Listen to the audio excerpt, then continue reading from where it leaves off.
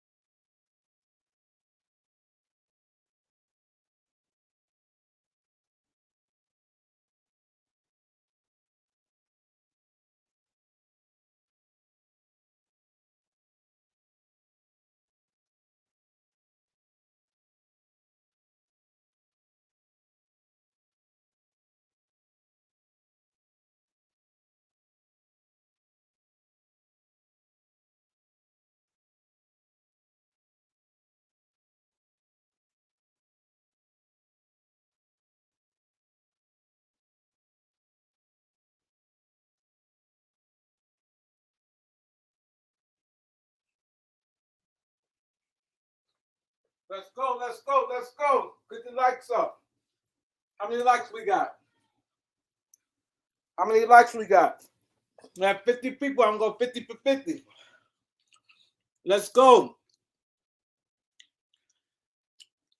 Vanderbilt won the game today. Jared Vanderbilt won the game.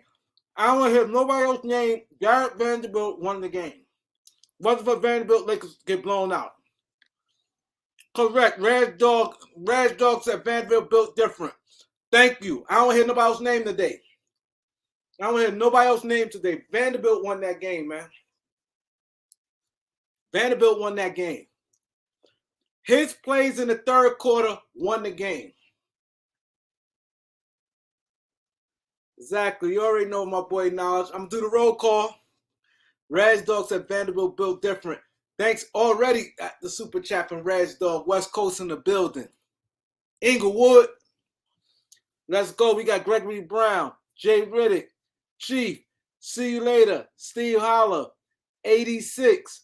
Big Baby Sports. Caesar. Marshawn Moreau. Sean Family. Andrew Bernard. Festo. Lefty. Knowledge. Dow Pitts. Beezy. Malik. Abdul. Chris Green. Kawan. Sai Kofi. The Air Force One. Lefty Gomez.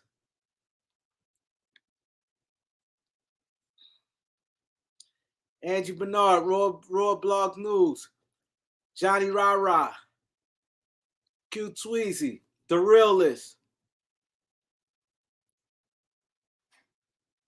Melvin. We got a lot of guys in here, boy. Yo, the crew come heavy. Hey, yeah, listen, man. Nobody rocking with us, man. Nobody rocking with this, man. You guys coming heavy like Chevy. Mills. Mr. 221, TJ Boxing Sports. King David, Compton Finest right there, bro. Tony Martinez. George, Tim, Elder, Jacob, King Sweezy, Dennis M, Righteousness, Deshaun, Tim Callister, Schmidt,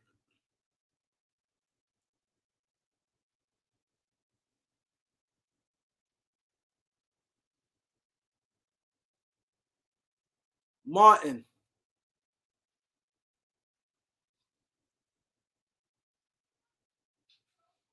Guy, Stokes, Jeff Empire Jeff. Yo, it's on me. Yo, man. Y'all know, man, we Western Conference K, boy. Western Conference K. Franchise, Braun, what up? D. John, what's good? Patrick Jones, Lou Derrick, Stone Cold, AK Stokes the Mayor, Guy, D-Matic, Joseph Torres, Cato, Sean Family, New Day, Eric Kwan, Martin. We got a lot of the guys. I'm dropped the link. I'm pretty sure. Where we at in likes?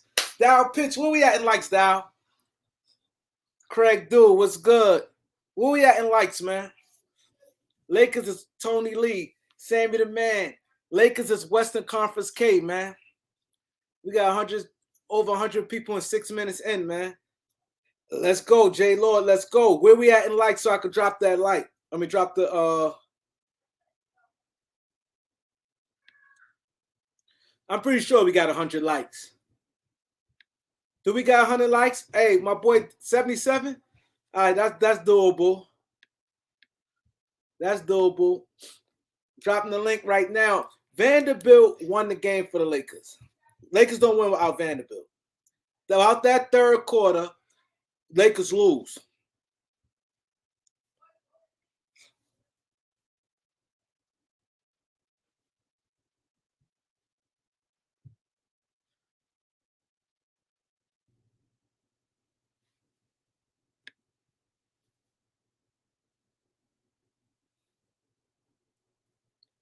What up, Dre?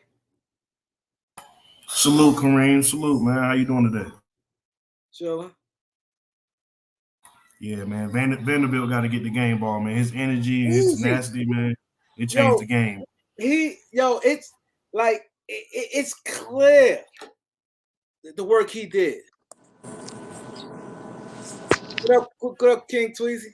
What's good, man? Salute, my brother. Salute. Ball may be better. I forgot that the day off from the Lakers. We talked about that.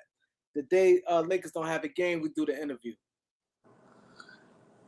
Yo, man, Vanderbilt, man, he's something different, man. That's an impact on the game. See that when I be saying impact, that's impact on the game right there. When that you notice an impact, you feel it. That's an impact. People don't know what impact is. People may see somebody score a basketball. Oh my God, no, that was an impact. He scored, rebound, dove on the floor, key steals. He did everything. AD came along for the ride afterwards, though, but he definitely set the tone in the second half. Yeah, I put it in order. I say Vanderbilt did AD because AD came up big too.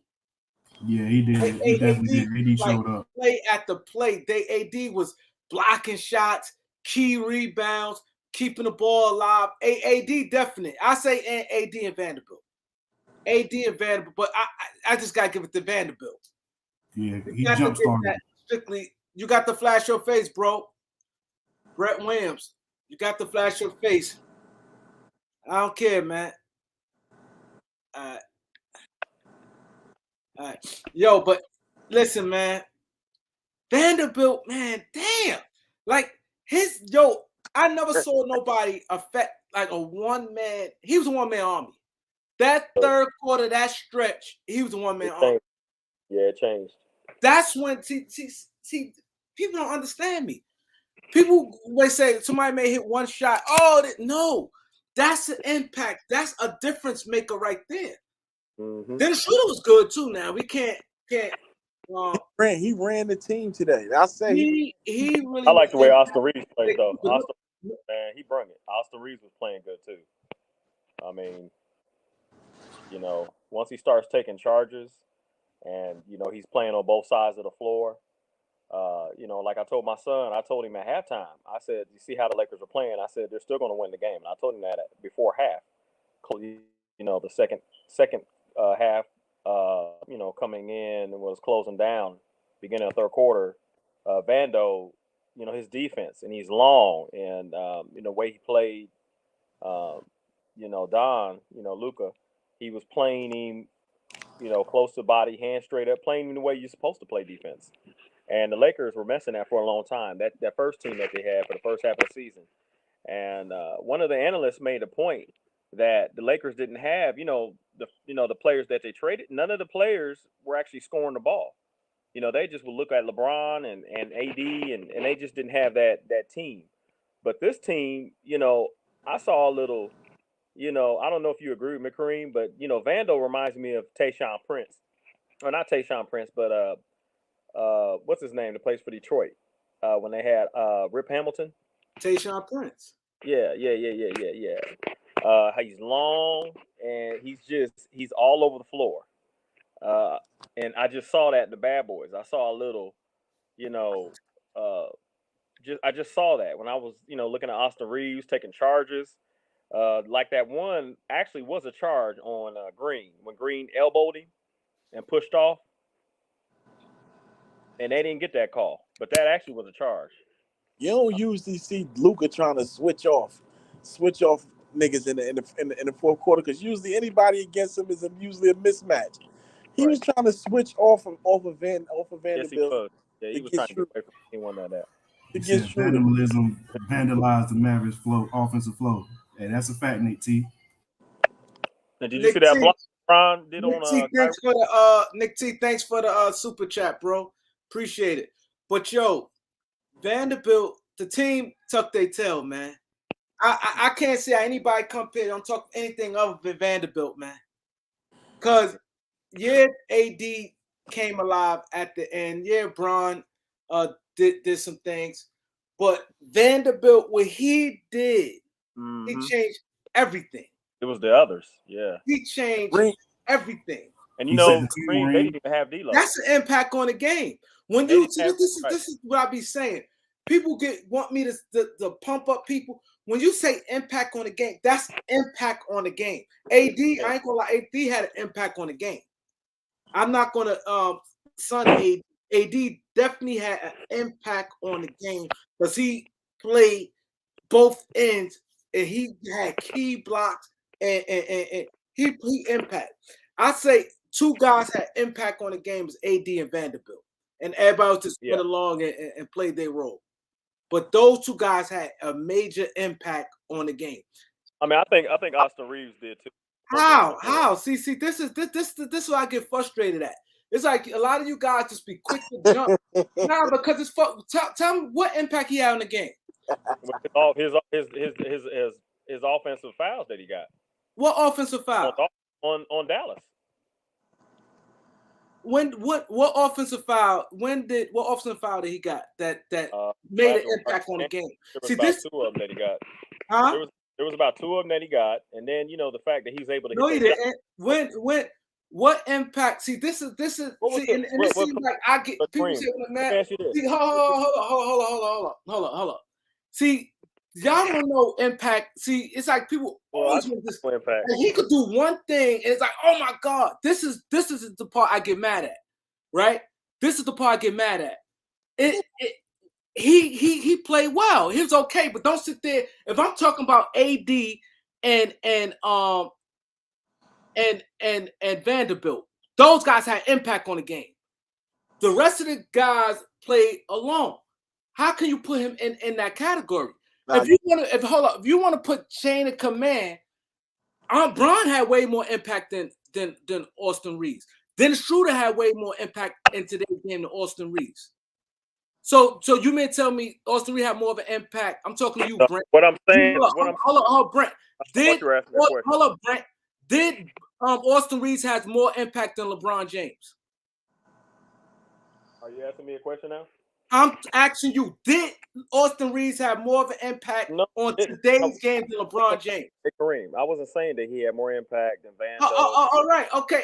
No, did he have? Hold on. Did he have more impact on the game than Dennis Schroeder? No, he did not. So this is the point. Hold up. So this is the point I like to make. It's like guys, this is what people always do, and people get mad when I say something. But like I said, I'm talking about the impact of the guy. I clearly said, AD had a clear impact on the game. Well, here's what I'm saying. Hold up, Vanderbilt had clear impact on the game. Impact on the game. I'm not saying the guy Bron made a lot of shots down the stretch. Right. So I'm not. He did have Bron played well down the stretch, right. But I'm saying he didn't have that full impact on the game. Dennis Schroeder played well. Austin Reeves had a good 3-point shot. Yeah. But you saying offensive foul, he turned the. And the guy, I ain't even bring this up, but somebody hit me on a DM, right? And I ain't bring this up because it's not about me going at Austin Reeves. This is not about me, but somebody hit me on the DM when right after remember that play when him and Josh Green, him and Christopher got into it? Yeah. You know what somebody said to me, but I was gonna bring it up. What'd you say? Somebody came to me, they said, yo, Kareem, yo, I ain't gonna lie, man. Yo, I see what you're saying. Anytime it's real good, because he always fumble and turn the ball over when you see it's a defense on him. Like when it's not, but I'm not here to go at him because he played well. I don't have a problem with him. That's but all. The thing would get to me because like this is what I don't get. Like nobody would never give Dennis Schroeder no credit though. Like what I'm saying, the time when Dennis Schroeder had like 30 points, and I think they keep coming. That's the shit I don't like. It's like and it's like no, but I don't like it because it's like people always quick to get down on other people who say these things, and players play big. Nobody will say nothing, but he made the 3-point shot was the outside the 3-point shot. That was a good shot. Like I said, he didn't play bad. He played well, but outside that 3-point shot, what else he? But what I'm saying is, Kareem, when I was saying is, if you take those 9 points away from Austin Reeves, the Lakers lose. So I'm saying as a role player, So what about Dennis Schroeder points? Why you ain't talk about that? Dennis Schroeder played good. Good defense and everything. Dennis Schroeder controlled the game. So you saying his 9 points? Listen, what you saying, bro, ain't making no sense. You saying take away his 9 points, right? So hold up. So take away Malik Beasley 8 point. Lakers still don't win. Take away Vanderbilt, Rui points. The Lakers only won by 2 or 3 points. So what you saying don't make sense. You saying take away his 9 points. But I'm saying in his minutes that he gave the Lakers, he was aggressive. That I'm not saying you're messing with what I'm saying. I know basketball. I used to play basketball overseas. Okay? Nah, but I don't care about you playing basketball overseas. Hold up. You playing basketball overseas don't mean it. That don't mean a guy. It's guys in the NBA don't study the game. It's guys who I ain't play at no overseas level, but it's guys that after the game they go home. You asked me a question, and then I told you, and then you say hold up. You keep telling me to hold up, and I'm trying to explain. I'm not saying that Austin Reeves is, I'm not even saying he's that guy. I'm not saying I said Vanderbilt and Anthony Davis said no. Austin Reeves had impact. You did say that. You brought his name up. No, I said Vando and Anthony Davis. Their impact on the game was. I told my son at halftime. I said that Vanderbilt mentioned Tayshaun Prince when the Detroit Pistons, and I said Anthony Davis in that combo of the two are long. They're long, and what I was saying was, and if you add that into a player like Austin Reeves, he's all over the place. Yeah, I mean he's sometimes he gets sloppy. He turned the ball over. Green and him had some work turn the ball over, but what I'm saying is I like his toughness. That's all I'm saying. If you give me a guy like Austin Reeves, I can go out there and do something on the floor. That's all I'm saying. As a player, as a basketball player, if you give me a person like that, I can do something. He's playing aggressive. He don't have to score a lot of points. He's just out there on the floor. You know what I'm saying? That's all I'm simply saying. I'm not saying that he's like an all-star or he's a role player. No, I'm not. Give me a role player. Can I finish? Give me a role player. Give me a role player that's going to go out there and play the game. That's all I'm saying. Give me a role player. You know what I mean? Look at Beasley didn't have a great shooting game, but he was aggressive, right? Vando, I think the Lakers have the map that if they keep playing, I'm not talking about the second half. I'm not talking about the first half. I'm talking about the second half, at least the second quarter going into the third quarter. If they play this way, and they didn't even have D'Lo tonight, the sky's the limit with them. I know people don't think they're going to win a championship and all that, but if they keep this aggressiveness, LeBron James needs to get that ankle because, I don't agree with, them taking them, time off. You got to win 16. You know what I'm saying? 16-6. And so I'm looking at the Lakers being aggressive. If they can just do that, I hope Mobamba is able to find his game because I'm interested to he can block a shot or two, but if he can find his game, and I'm talking about averaging maybe 8 to 10 points a game, maybe with some rebounds, he's already blocking some shots. Quit fouling out. I think the Lakers can find their niche and get into a good play. Yeah, you know what I'm saying? like but I agree with what you're saying. I agree with what you're saying. In the comment section, they saying give Grease credit. It's not that I'm not giving him credit.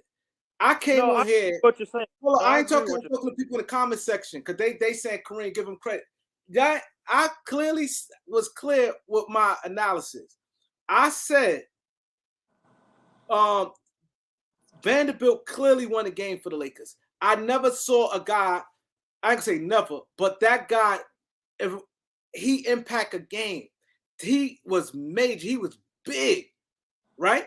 And I said then he brought the energy to AD. AD had a major impact. I said those two guys had major impacts. Everybody else after that, they played well. That's why they did play well. But people want to sit there on the side to give him credit, do give who I never said. I said everybody, not just him. Beasley, everybody played well. Like what do y'all want me to say? Kareem, like, Troy Brown played. That's why Brown played well. Like, but what I'm saying is those two guys had impacts. Everybody played well, and then people, this kind of stuff, like you don't see it, and like nobody would never mention Dennis Schroeder. That's the thing I don't like. I don't like it, but in a lot of aspects, I don't like it because, like I said, nobody would never. Dennis Schroeder had a good game. A good game. See, for LeBron so good, we don't even praise LeBron but LeBron played real good down the stretch. But it got overshadowed through Vanderbilt and then AD played. That's all I'm saying. It got overshadowed. But Bron played well. Like Bron impacted played real good second half. Dennis Schroeder played good in the thing. It's a lot of guys play good, but that's not what we're saying. But this is what I'm saying. How people we quit and that be my point. That is my point right there. It's like nobody would never give Dennis Schroeder no credit. They wouldn't give Troy Brown credit. Wouldn't give Malik Beasley credit. Wouldn't do that. They'd probably give Bron and AD. And now, because Vanderbilt, there's no way you couldn't. That's all I'm saying. But it's funny, people sit there and say something about me, but they do it. They do it. They would not give nobody. I ain't seen not one person. Even that game, I forgot the game with Dennis Schroeder killed. Nobody said nothing, and that thing just bothered me. The first game when we had, I think, with D'Lo and them came on the team. Was that the Golden State game you talking about? The first Golden State game? I think so. And not one person said anything about Dennis Schroeder. But it's okay. But soon I say so, he don't like him. Oh, he don't like him. When I say something about Reeves, I don't like him, but nobody will never mention about Dennis Schroeder. Nobody never sit there. That's the bullshit I don't like. And I know what that's about. And I know what that's about. And I know like even Beasley had an impact. One thing about me, I'm gonna call it fair. Salute, Elder. If Austin Reeves had a game like Vanderbilt, I'd be coming here and saying the same thing about Austin Reeves. It started with Vanderbilt. It started with Vanderbilt. Vanderbilt changed the game. The game was it was over. Yeah. He changed the game clearly. And that's what I said. Now, if Austin Reeves had a game like that, I'd be saying the same thing. One thing about me, I'm not going to sit there and I see something and they're not going to call it. You know what I'm saying? I'm not going to call it. Like I said, I didn't come up here and say anything negative about him. Somebody said something. You didn't say anything negative about it. I ain't said nothing. I said Bron. I said AD and Vanderbilt had impacts, and then other guys played well after that. They fed up that. I think LeBron. I ain't saying nothing bad about nobody. Yeah, you definitely can't deny that Vanderbilt had an impact. You definitely can't deny Beasley impact. Beasley impact, even when he's not making shots, he still has an impact. So I mean, but you don't hear that. But you hear people like if you go on my times. If you go back and look at the comment section, not just Brent, I ain't see LeBron. All I saw was Vanderbilt and Reeves names. I swear to God. I could go back and look at this live and come back. All you see is Reeves and Vanderbilt. I'm like, how? Yes, he hit a 3-pointer. It was a good shot. But like outside, like overall, like AD was blocking shots. I think when you look at like the energy of the game, the way that and then people, probably Laker fans, would think, another Dallas blowout. I think it was Christmas Day. Hardaway went off, and then I think they had another Dallas game. I'm not sure. You would know this, Elder, where Dallas just blasted them when they were shooting threes, and so people probably think, oh no. But I told my son, second quarter going into halftime, I said the Lakers are going to win this game. I said, look at Vando, and sure enough, I called him up here before the third quarter. I said, I told you. I said, didn't I tell you? I said, oh ye man, a little faith. I said, didn't I tell you the Lakers were going to win this game? Because defense, I mean, a great offensive, game like, Kobe or Michael Jordan, those are probably the only two players that you scare, that could just scare you, make you pee in your pants, you know what I'm saying? But, Dallas, they live and die by the three. I think they call it fool's gold. And the first half, they was just shooting the lights out on the Lakers. Lakers couldn't even find themselves. It was just like they were spinning in circles. And then you saw a little bit of the second quarter. LeBron James start being aggressive. You saw Vando playing defense. He was all over the floor. Anthony Davis was blocking shots. You saw it. Beasley kept shooting. He was aggressive. He was shooting. And then you saw third quarter. They were getting close. You just saw him. And then LeBron James, he tweaked his ankle, but he was being smart. And I was telling my son, I said, don't go out, LeBron. Just kind of stretch it out, stay in game, put your weight on, just kind of put your weight on the other foot. Basketball players do that. I had like 10 crutches in my basement, just spraining my ankle, 3rd-degree ankle sprains all the time. And you just play smart. And you saw him going up under the basket, laying it up. He get a mismatch, and he was doing that. And then the Lakers start, and it was intensifying. And then the other role players start coming in, like Reeves. And, you saw Schroeder attacking. He was being aggressive. And when Schroeder attacks, I mean, he's aggressive. And when they didn't even have D'Lo tonight.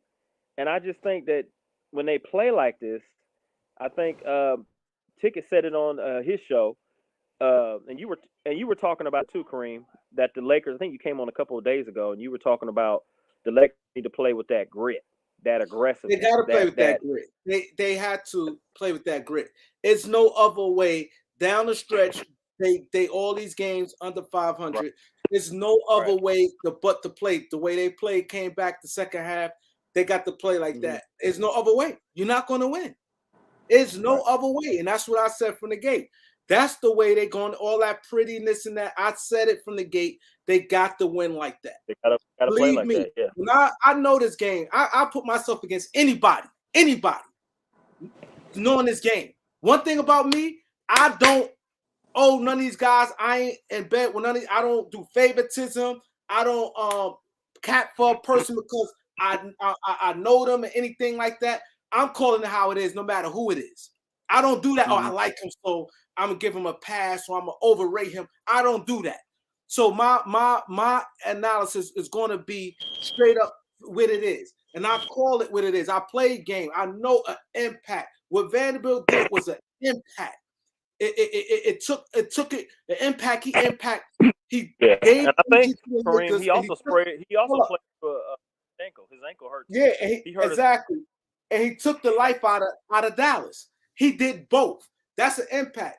He took the life out of Dallas and impacted the Lakers. AD after that stood up blocking shots, both ends, back and boom, boom, boom, boom. Big shots, big rebounds. AD came up big. AD can't impact. Then, like I said, then you had guys doing their jobs after that, and that's what you need. And that's just what basketball is. I've been saying from the gate, man. You need some heart. You need that grit. That's why I said I like Boogie Cousins. I don't care about defender, none of that. When times get rough, when them guys start tucking their tails, and you need a good gorilla in there, someone down, especially when you play when guys start jumping.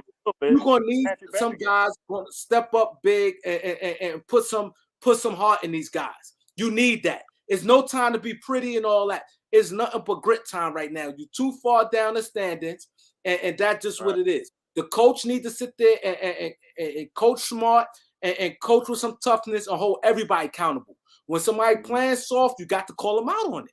That's just what it is. You're not going to do it. It's not going to happen. Had Vanderbilt never did that and put the no, he never did that. We was losing. He was the mouthpiece, is what I mean. He was the mouthpiece.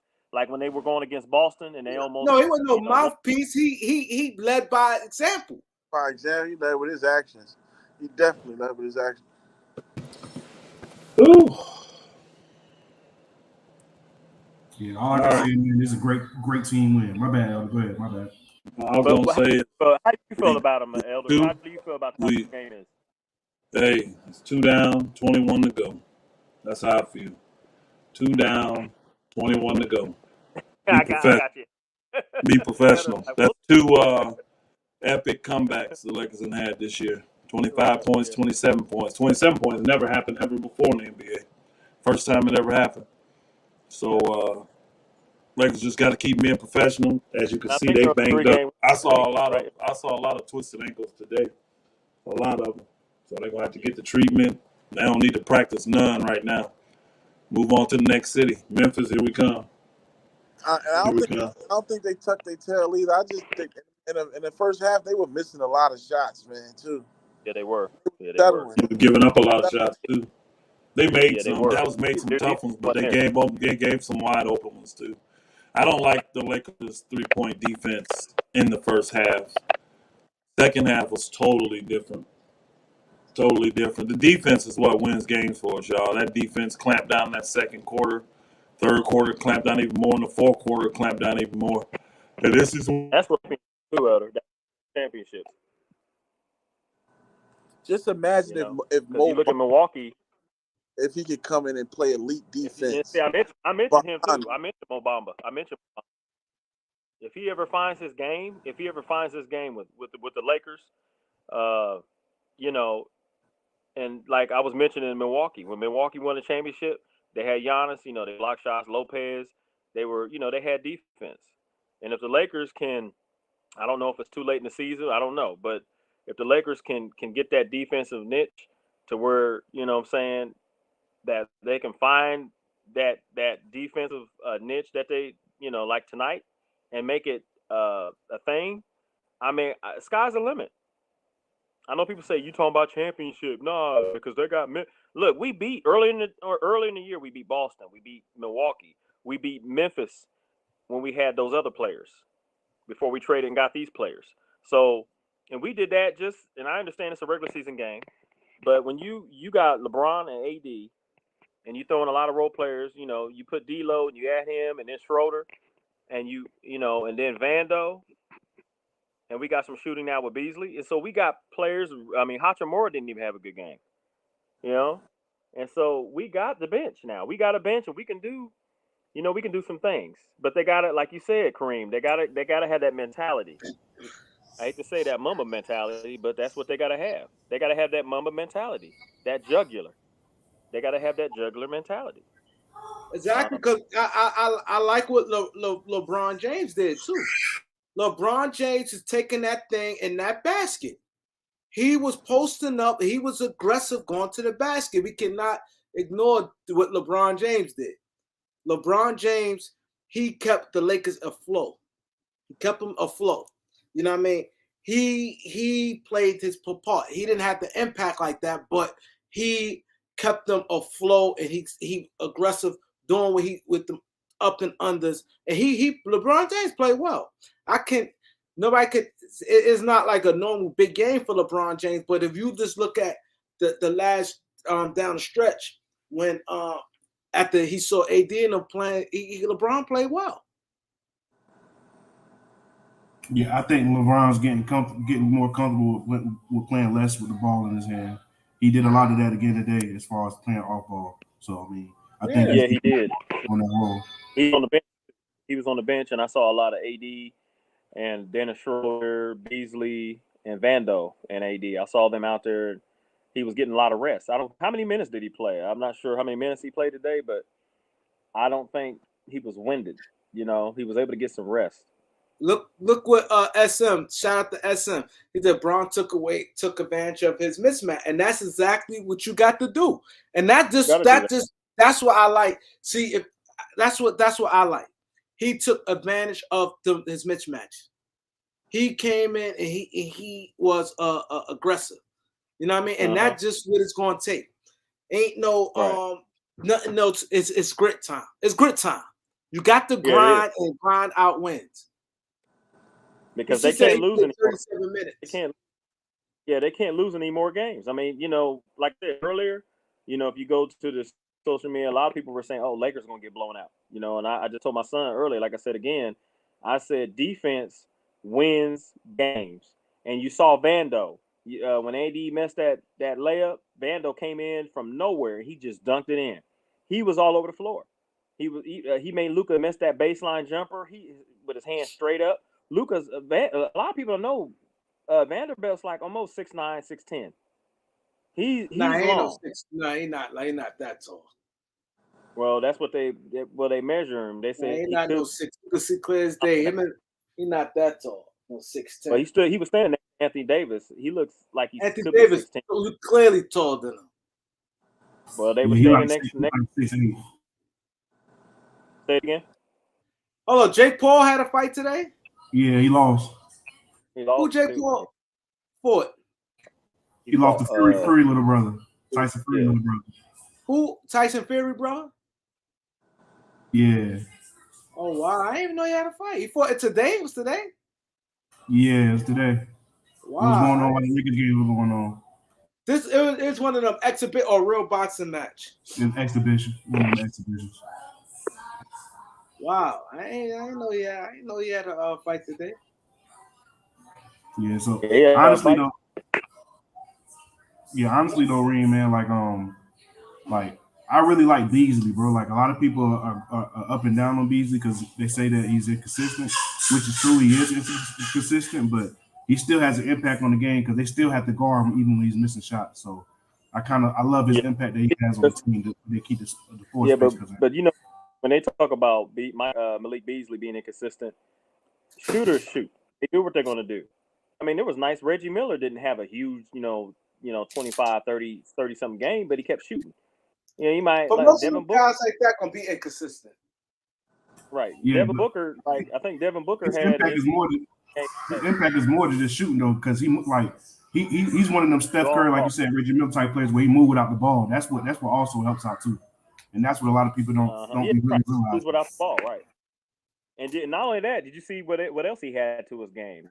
The penetration with Kyrie fouled him, and he got the N1. He kept on going. I love it. Yeah, I love it. He can get it off ball. He can get it on ball. He can get it off the dribble. He can get it spot up. Shooter, so many ways he can shoot it. Right, and he can hurt you. And I think he's averaging before they traded him from Utah. What was he averaging? He was the third best shooter in the league, if I'm not mistaken. He was the second one. As far as he was 30. I think 38. He was shooting 38 before he got to the Lakers. 38%. No, I mean a game. What was he averaging a game? I'm saying like 14. Oh, you talking about points? Like points per game? 13, if I'm not mistaken. Yeah, so 13. I mean, you gotta think he had 25 the other night.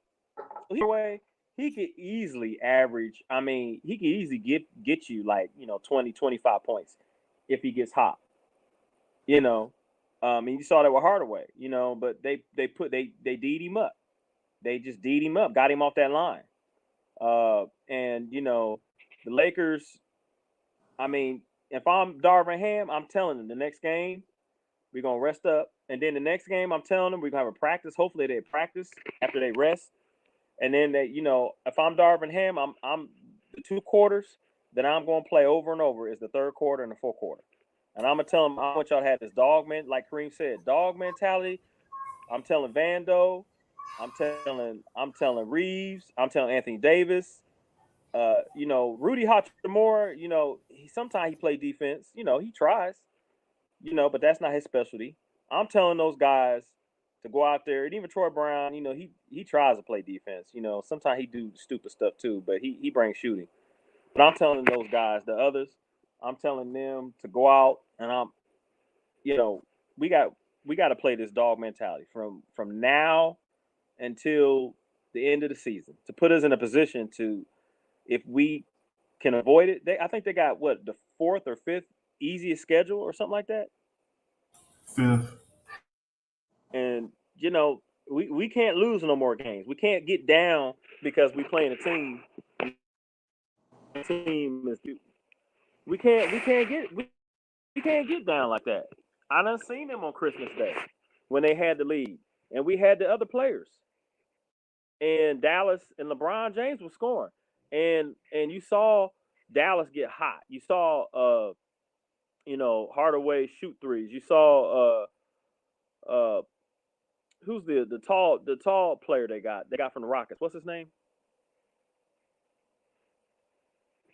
Christian Woods. Yeah, Christian Woods. I mean, he could shoot threes, and you just saw it. It was just like you saw the Lakers just fall apart. You know what I'm saying? It was just like you saw the Lakers just fall apart, and that was on Christmas Day. You just saw they just couldn't. They didn't have the tools. Now that we did this trade, now we have obviously a better team. There's no excuses. It's like, get it done. You know what I'm saying? This is it. Hey, Steve Holler, thanks, bro. Steve Holler said, thanks. He said, Fury won the decision.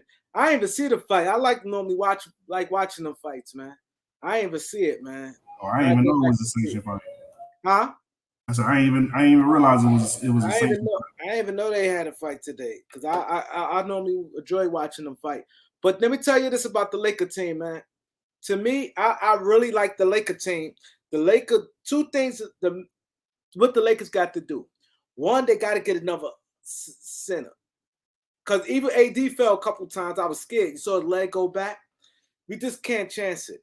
Just to have another center on the roster, I think the Lakers need to get another center, right? It could be Tristan Thompson, whoever, somebody with some toughness. Because, see, mind you, Dallas is not a tough team. They small. They small and they shoot jump shots. So you don't see the effect. See, I'm thinking ahead. Dallas don't play aggressive. They don't play physical. They run up and down and shoot. So and they don't play with that grit. Because to be honest, what they supposed to did knock somebody on the Lakers' ass. That's what they supposed to do. Lakers, you don't let a team come back and it's just like that. You have to ruffle some feathers. See, that's how I coach. I would have been like, yo, somebody got to get hit. It would have been Bron and AD, their best players. One of their best players, I'd have been Bron, AD got to get hit. This is how I would have did it. Not dirty, not hurt, but somebody got to get hit. We got to ruffle some feathers. We got to get into a fake fight. You know the NBA had them fake fights. Got to get into a fake fight, get the fans, get the team. This is where I say Jason Kidd, for him playing, this is what they supposed to do. The minute Vanderbilt was doing all that, and they coming back once they dropped it to like 9 and stuff like that, I'm like, somebody got to get hit. Get hit. Get into a little scuffle. Do some little push-in match. Get some techs. Tech it up. Bring some energy to that. Get them frustrated. Somebody Lakers probably talk trash to Kyrie and Luka. Fire them up. That's how you had to. You had to. You had to. This guy's crazy right here. This guy here. Look what he say. He said Reeves is tougher mentally than Luka. Kareem admitted. How is he tougher than Luka? And number one, Luka's a superstar. It's nothing soft about Luka. Let's not get that twisted. It's nothing soft about Luka. It's nothing soft about Luka, and you can never say Luka is not mentally tough, because Luka went in against the Clippers. They told them this is when they were saying that Kawhi and Paul George is the best defenders of the wing defenders of all time. He went and dropped them average 40 on them, going to the basket, talking trash to them easy. This is because Reeves and Jalen Green get into an argument, an argument and mentally tough is totally different things, bro. Like y'all got to understand, like, it's a difference. If you think Luka's, there's nothing soft about Luka. There's nothing soft about Luka. So please don't think Luka's soft. There's nothing soft about Luka. And I'm not saying that because Luka's one of my favorite players. Everybody on here know that Luka's one of my favorite players, but I'm not saying it because of that. Luka is nothing soft about Luka. Now, Quinn Snyder signed the 5-year deal. But this is what I like about the Laker team. Lakers got, like I said, the Lakers is solid. They solid. They got like good guards play, wings. They got big man. But the big man, what guy like he got to stop fouling, but he got to start. They got to run some lobs for him. I don't like him just out there just shooting 3-pointers and shit like that. He play too much on the perimeter. I don't like. They need to start running some lobs for him. Quinn Snyder is a good pickup. I like Quinn Snyder. Quinn Snyder is a damn good coach. To be honest, Quinn Snyder is a better coach than Darvin Ham. I agree with you. Quinn Snyder is a better coach than Darvin Ham. Let's not get it twisted. Now, the only thing was what Bron and them would have listened to. That's the key. Is if they would have had Quinn Snyder here. But Quinn Snyder, damn way better coach than Darvin Ham. So let's not get that twisted. Quinn Snyder is a good coach. Real good coach. Horsley a good coach, but I think Wilson ain't gonna mess it up. I think Trae Young is a clown. But back to the Lakers. The Lakers got a good team. The first order of business, what they got to do. These are the main two things the Lakers got to do. One, they got to get a backup center. Who would you target, Reed? Tristan Thompson, I could take somebody, anything like that. Somebody, I don't care if they don't play no minutes, but just to have that safety net. Two, Darvin Ham gotta coach. He gotta approve as a coach. Darvin Ham has to approve as a coach, and he got to hold them guys accountable. He got to hold Bron and AD accountable. If he don't hold Bron and AD accountable, the Lakers is not going anywhere. I'm telling y'all that now. Y'all heard it first here. If Darvin Ham don't hold Bron and AD accountable, the Lakers ain't going nowhere. Because you cannot just think that you going to do that. A real good coach going to hold people accountable. You see what I'm saying? And that's why I said the coaching today is not like coaching years ago. Because, like, believe me, if I was coaching that Dallas Mavericks team, the Lakers never came back. Because a role player brought them back like that. You know what I'm saying? It's not like Bron AD did that to the Dallas Mavericks. Vanderbilt did it. So a role player, that's just why you always know good coaching. Like how you see how Corey Brewer in the playoffs, when Corey Brewer went off against the Clippers, that never supposed to happen in the playoff series. That's why I said Doc Rivers is can't coach. Doc Rivers is not a good coach. Corey Brewer brought them back and when he was with Houston, came back on the Clippers. When role players do it, you got an antidote for a role player. A star player, sometimes when guys like Kobe or Jordan and them get going, sometimes there's nothing you could do. These guys just basketball God gifted. You see what I'm saying? But a role player, what Vanderbilt did, I would have shut that down as I'm a coach. I'm shutting that down as a coach. Jason Kidd sat there and let it happen. He sat there nonchalant, like, okay, I'm going to weather the storm, this, down, the third, and it didn't happen. Because what it did, his energy pumped it to AD, and now we had the real AD, the real Anthony Davis. He came up. So that energy brought into him. That is the thing with coaching. When you're a coach, you got to sometimes, you have to know how to ruffle feathers, and you got to know how to push buttons. You don't allow stuff like that to happen. You don't allow that to happen. You have to watch the game. Okay, this is a role player. Nah, I'm not going to let no role player beat me. I'm not going to do that. This man don't got no real offensive game and things like that.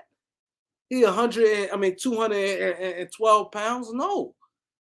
You in your building. They never supposed to let that happen. As I said, these guys coach soft in today's NBA. Like, not saying You gotta have somebody. I would have somebody agitate, get into a scuffle, get a couple texts, and get your fans and get the players going. You gotta get it going. Dallas played. Look how they. I'm like, look how they playing. The Lakers just came and walked them down. They walked them down with no fight. Dallas ain't have no real fight. They stayed shooting jump shots the whole time.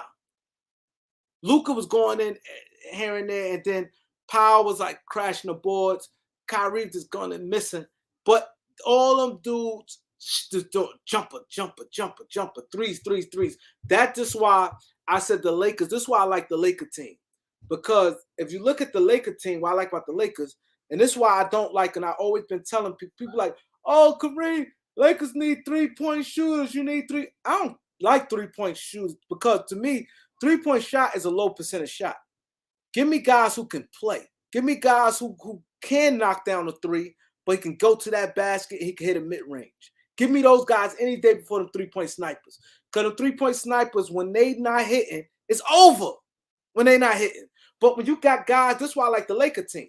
Because you got like guys like D-Lo, he can get hot from three, but he will kill you in the mid-range. He got that little stop and go where he drive to the basket. Then he crafty pasta. Then you got Bron. This is why I said this is important with Darvin Ham. Tell him, get your ass to that basket. Because Bron sometimes starts shooting 10, 11 3-pointers. I don't like when LeBron shooting 10, 11 3-pointers. Go to that basket. The Lakers in good shape. Anthony Davis, play with some heart down there. Anthony Davis can knock down mid-range shot. Then you got guys like Schroeder, guys, you know what I mean, who can score different ways. Lakers got a good team, a team that can win a championship. You can win a championship like that. Teams like Dallas, and like I said, Golden State, they just had great shooters. But teams like that, you got to have some toughness. Dallas don't have no toughness. And that's the thing is what the thing with the Lakers. You got to have, that's what I like the Lakers team. Because they got guys who could do other things, could get you a mid-range shot, could move here and there. You can win like that. You all these guys, oh, we need like 4 3-point. Yeah, them guys be missing. Then what? Can't win like that. You need guys who got some heart, who gonna go to that rack, get some mid-range shots, and know how to ruffle some feathers. Go in somebody's face. You have to know as a leader. Sometimes a leader take a hard foul, ruffle some feathers. You got to. I watch so much basketball, played this game. When you do that, especially when you up, you do it 2 times. You do it. You know how you have to know how to do it. Not when you're hurting somebody. You have to know how to do it when if you're getting blown out. Hold up, we need a shot in the arm. You getting a shot in the arm. Maybe get in his face and call him soft. Like you see what Kevin Garnett did with Kevin. You gotta flash your face, Tamiko. Oh, you telling me? Nah. I'll talk to. All right. You see what Kevin Garnett when he told Carmelo Anthony, your wife was Honey Nut Cheerios. Remember that? He said, your wife Honey Nut Cheerios. Kevin Garnett. Remember? Y'all remember that? Yeah, I remember that. He ruffled feathers. When you lose, it's not being a sore loser. It's called competing. It's called getting a competitive edge. It's called I'm testing your gangster. Okay, now we played basketball. We ran up and down the court. Everything nicey-bicey. Now we got the ruffle from feathers. I'm going to test your gangster now. I'm going to say this. I got my guys with me. If we're going to see who's going to punk who. Then we're going to punk you, then walk you down. That's just how it plays. Football, this is how you got to do it. Baseball, do it. When teams, they go, okay, I'm going to throw at you. Let me see if y'all built like that. Y'all swinging, start throwing hard. You got to do that. This is a competitive sport. You don't hurt nobody, but you got to coach like that. That's why Ty Lue's a way better coach than Darvin Ham, too. Darvin Ham, I don't like the way Darvin Ham coach because Darvin Ham, he just too, okay, guys, like even when I hear him talk, it's nothing motivated. Hey, Kareem, but you got to take consideration. Darvin Ham is his first year coach, bro, and Ty Lue's not. Okay, so you got to give him. You got to give. Ty Lue was like that his first year. Ty Lue came in like that. Yeah, Facts. but, Luke came in like that. yeah, but look at the squad that Ty Lue inherited. No. You said, hold up. What about Udoka? Udoka was a first-year coach. Udoka told him when Marcus Smart and Marcus Smart said, yo, Tatum and Jaylen Brown doing nothing but jacking up shots. Tatum and Jaylen Brown is jacking up shots. They're taking all the shots. Udoka stepped in and like, yo, he right. This ball got to move. He sided with Marcus Smart, a role player, and told him, guys, y'all got to move. These guys, then Boston went on a run. Udoka, a first-year player. Yeah, but still, but coach is different, bro. Nah, you can't see. I just called you out on it, bro. And Elder sitting there talking about, oh, Kareem will eat them words as we move forward. What words? Darvin Ham not a good coach. See, you do this a lot. When you like a person, you do that. You got to call it fair. So you saying he's a below average coach? Huh? You saying he's a below average coach? Yeah. What he showed so far? But he's a coach nonetheless, right? I'm not saying he can't get better. No. But he's no favoritism here. A decent enough coach where he can coach, right? Is he a what? He's a decent enough coach where he can be a coach. Like he's not somebody that does not deserve to be a coach, is what I'm saying. I don't. To me, not what I see so far. I don't see nothing with him. I don't see nothing. And people try to say, "Oh, first year, look at the guy in Utah, Will Hardy. Look at the job Will Hardy doing in Utah." I listen to Will Hardy got them boys playing. He got them boys playing. Will Hardy told marketing, they can't guard you. Keep going. Kill. Will Hardy is younger than Darvin Ham. Will Hardy is a rookie coach in Utah. So I don't want to hear that he's in the first year. Pat Riley's first year came down and won a championship. Facts. I don't hear that he's a first year. He's not good right now. He's not good. So he's over his head. X's and O's strategy. So he's over his head. Not a good. He's not good motivator.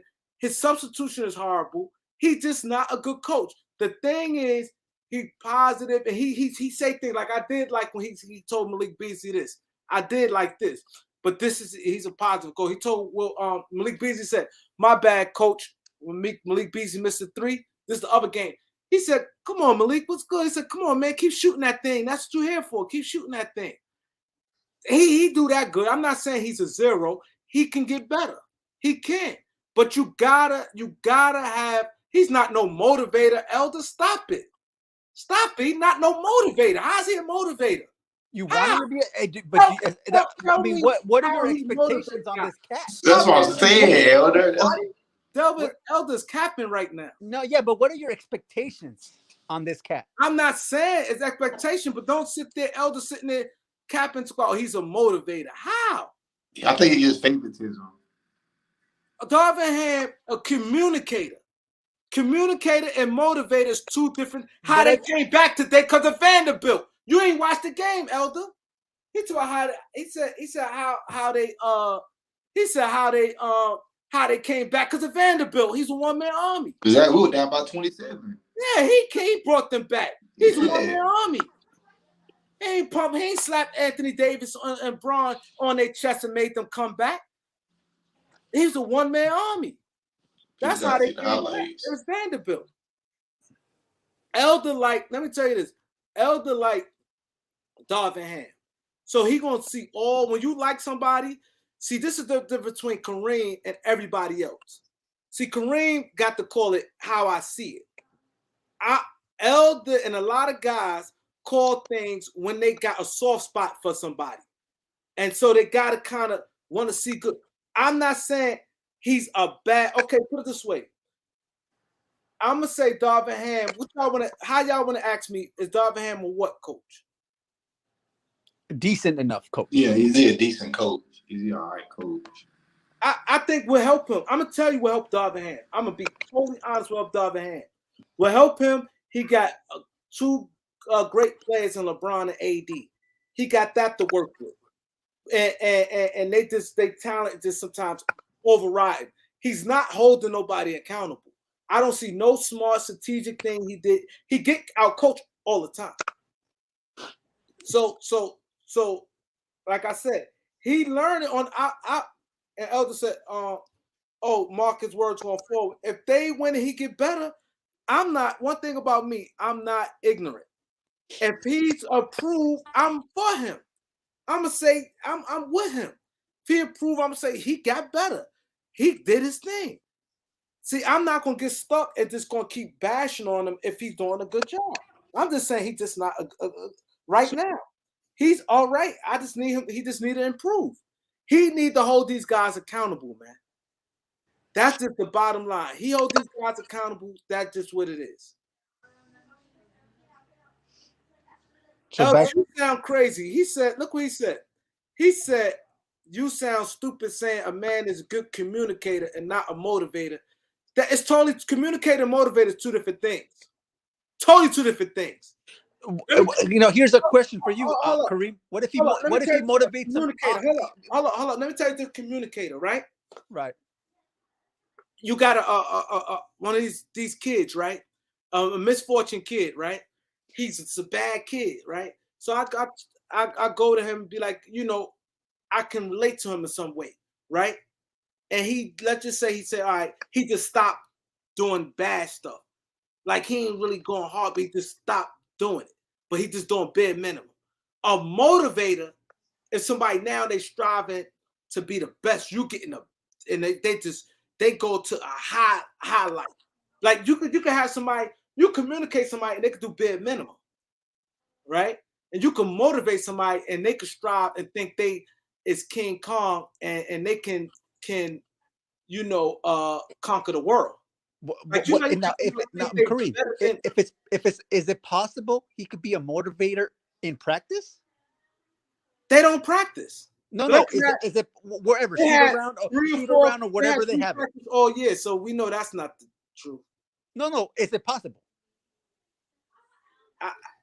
Maybe it is. I don't know. They don't practice. Okay, that's all that it is. At the end of the day, we don't know that. We don't know what happens in closed doors. We can assume by the actions that you see on court and the way he talks or he doesn't talk or what he says he doesn't say. But we don't know what happens behind closed doors. We don't know what happens in shoot around. We don't know what happens pregame. We don't even know when they do hold practices, if the man is motivating him in a way that we are not accustomed seeing him motivating people. Because motivating isn't just one-way street. Motivating is in different streets, to be honest. I've been motivated in ways that I didn't think he was motivating, but he was motivating me. The person that was motivating me. I was like, wait, that is helping me out. But we don't know that, Kareem.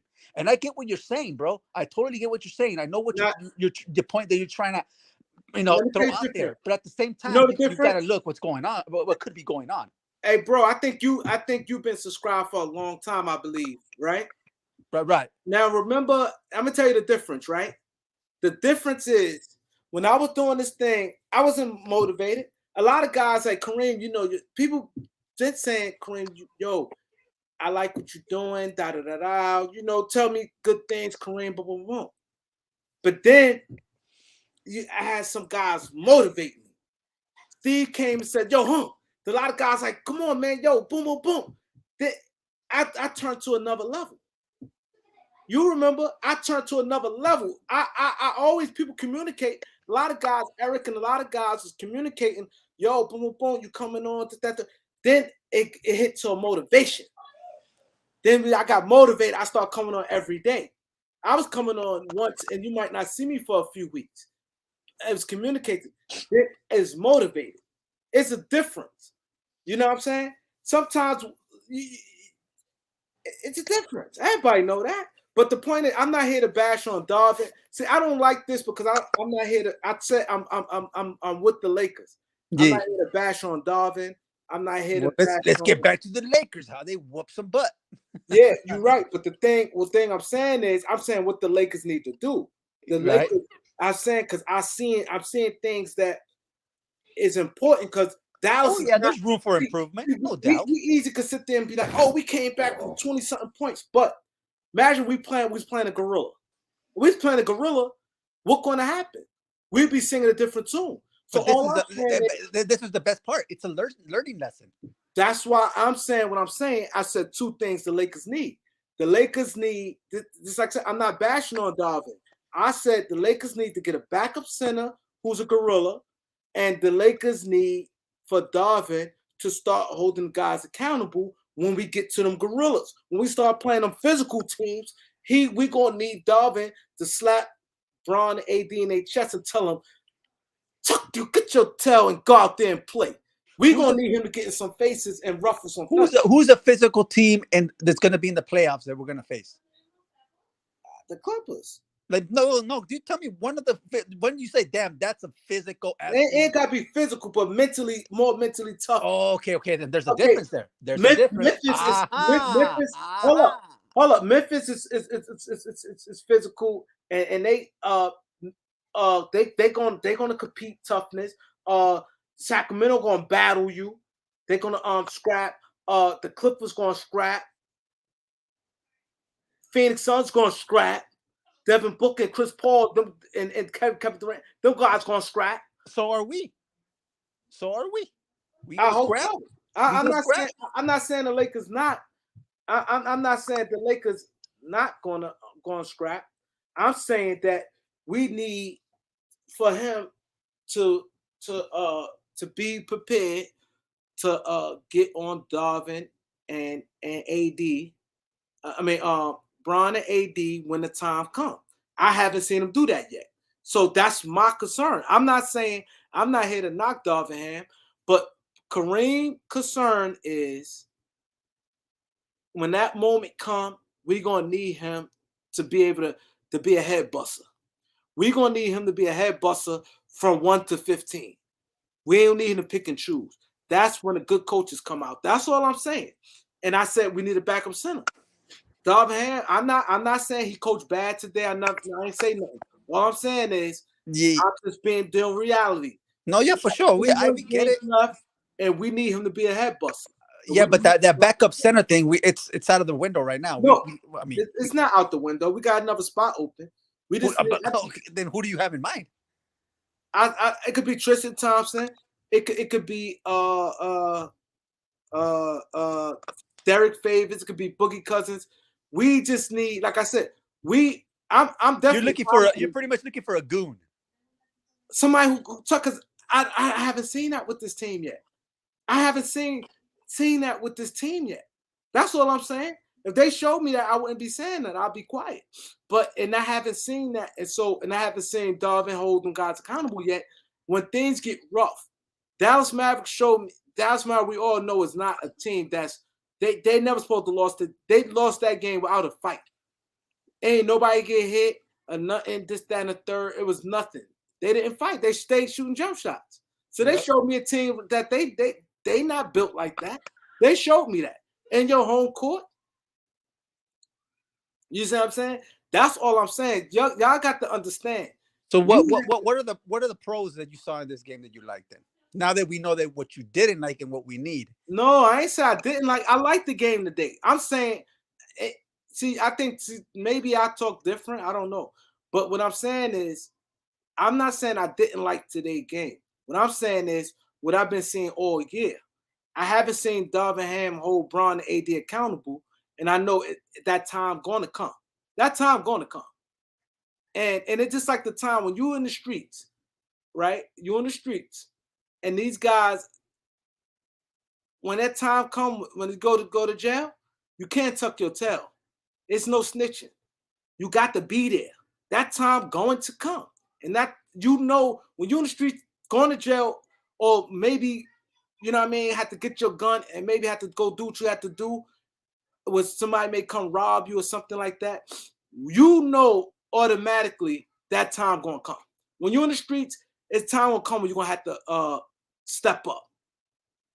Either jail or gonna have to protect your whatever it is. That time gonna come when he gonna have to check Bron and AD. Where we're gonna need them. If he sit there and don't say nothing, we're gonna lose. That's all I'm saying.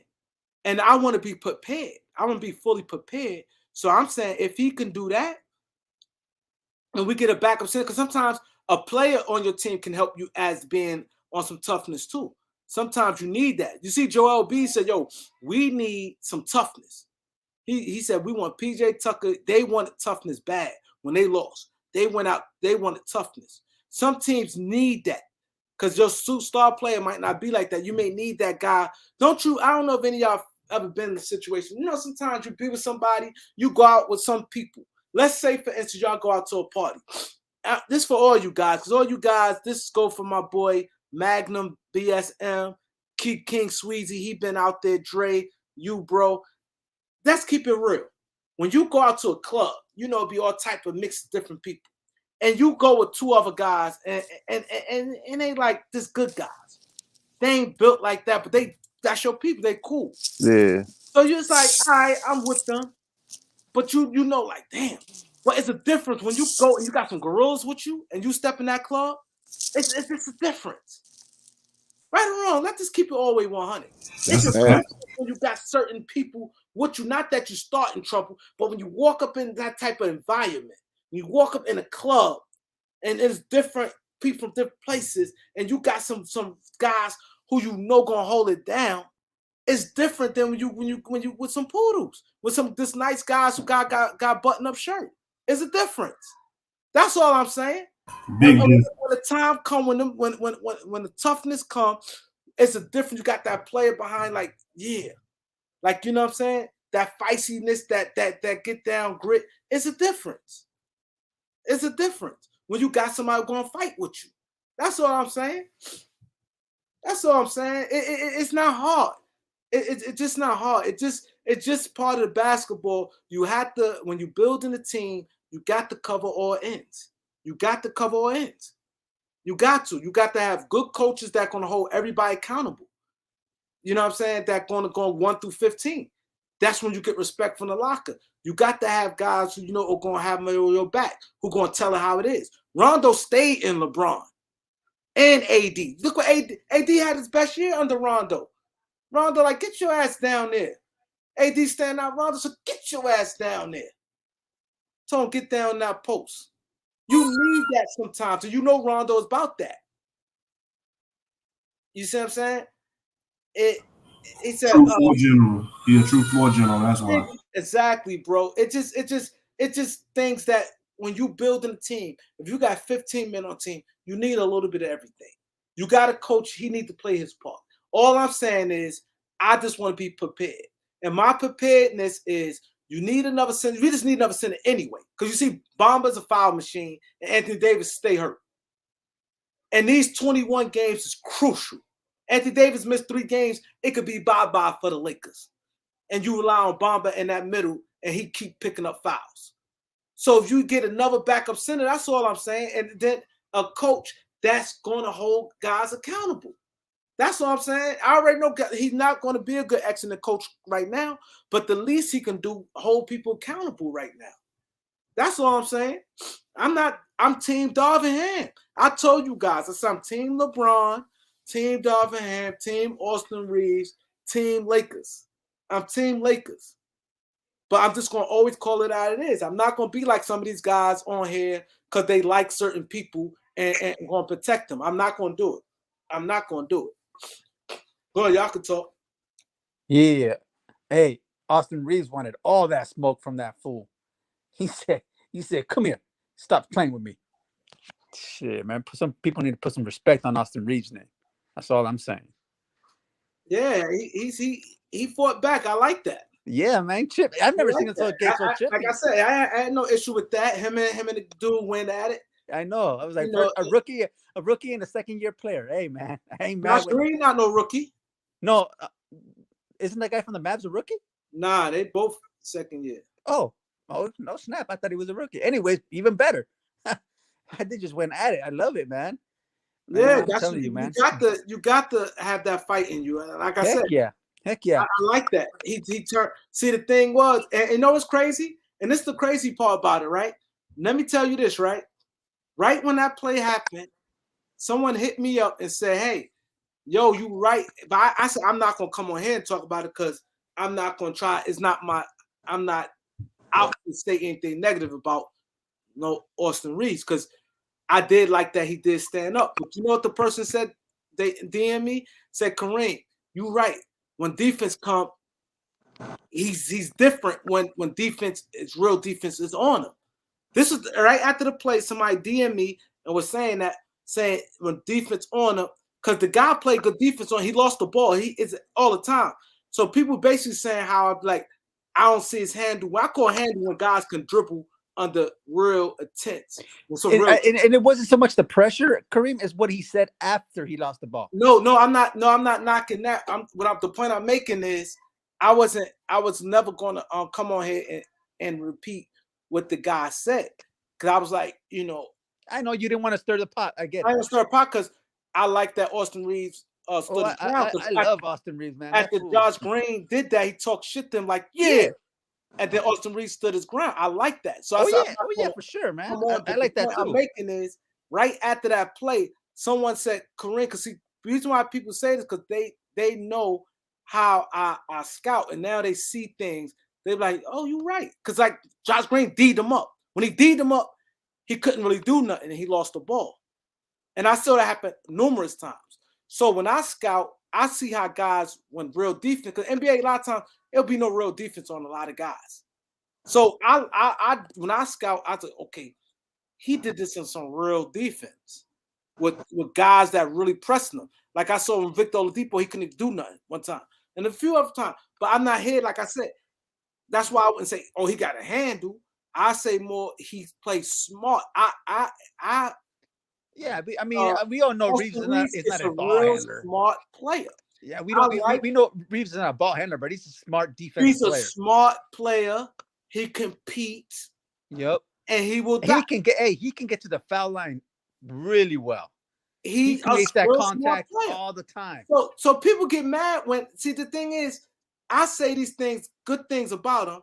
People get mad, but I'm saying these good things about him. People want me to say something that he's not. With his Austin Reeves strengths, he's a smart player, and he good footwork, can get to the line. He's a competitor. Yeah. But I'm not gonna sit there and say, oh, like anything outside, that's him. If I was working for a team and they say he needs a guy like that. If they tell me to scout him, I'm gonna say, hey, the guy plays smart. He's not gonna hurt you because he's gonna play smart. He a good teammate, and he's gonna compete. For sure. He's gonna compete. I'm not gonna sit there and tell my boss or somebody something different. And they're gonna look at me like, huh? They like you don't know your job. But people want me to, this is the problem I'm having with people. They want me to say something more than what I don't see. Hold on, I got Donnell Bailey. Donnell Bailey said Vanderbilt changed the game because he brought that toughness and caused 6 turnovers by Luka. Dennis made great decision when the ball was in his hand. Shout out to Anthony Davis. Thank you, Donnell. Dennis Schroeder, nobody never talks about him. My thing is, let's just be fair. We're going to be fair all around the board. Yeah. Nobody never, this is the problem I have. People say something about me, but I'm fair. No, see, Kareem, the problem I had with Dennis is he was very inconsistent for a long time. He'll give you he'll give you a good game, and then he'll just like go no show for a while. Nah, he's been good all year. No. We're talking about the previous stint. Donnell Bailey again. Thanks. Ro is dropping them super chat. He said, Ro, thank you. This guy, hey Donnell, Donnell, bro, you come up here. See, this is analyzing the game. See, this is what all you guys need to see. This is the guy, Donnell Bailey, analyze the game. This is what you call analyzing the game because he called it exactly how the game played out. The role players played their roles and the big dogs. Thank you. That's exactly what happened. He's not telling the picture any way different. He telling it how it happened, and that's smart. He said, hey, I want to send Kareem some super chats because I want to get my shit read because that's just all I'm saying. If we're going to call a game exactly that's exactly what happened. The role players played their roles. Austin Reeves played his role. Dennis Schroeder played his role. You know what I'm saying? them guys, Vanderbilt, them guys played their role, and Bron and AD, they did their part. That's a perfect game analysis right there. That's all we got to be consistent, guys. I understand we like certain people, but it's gonna be some nights we can't stand next to that. We can't sit there and say something that's not. You don't want to look silly in your reporting.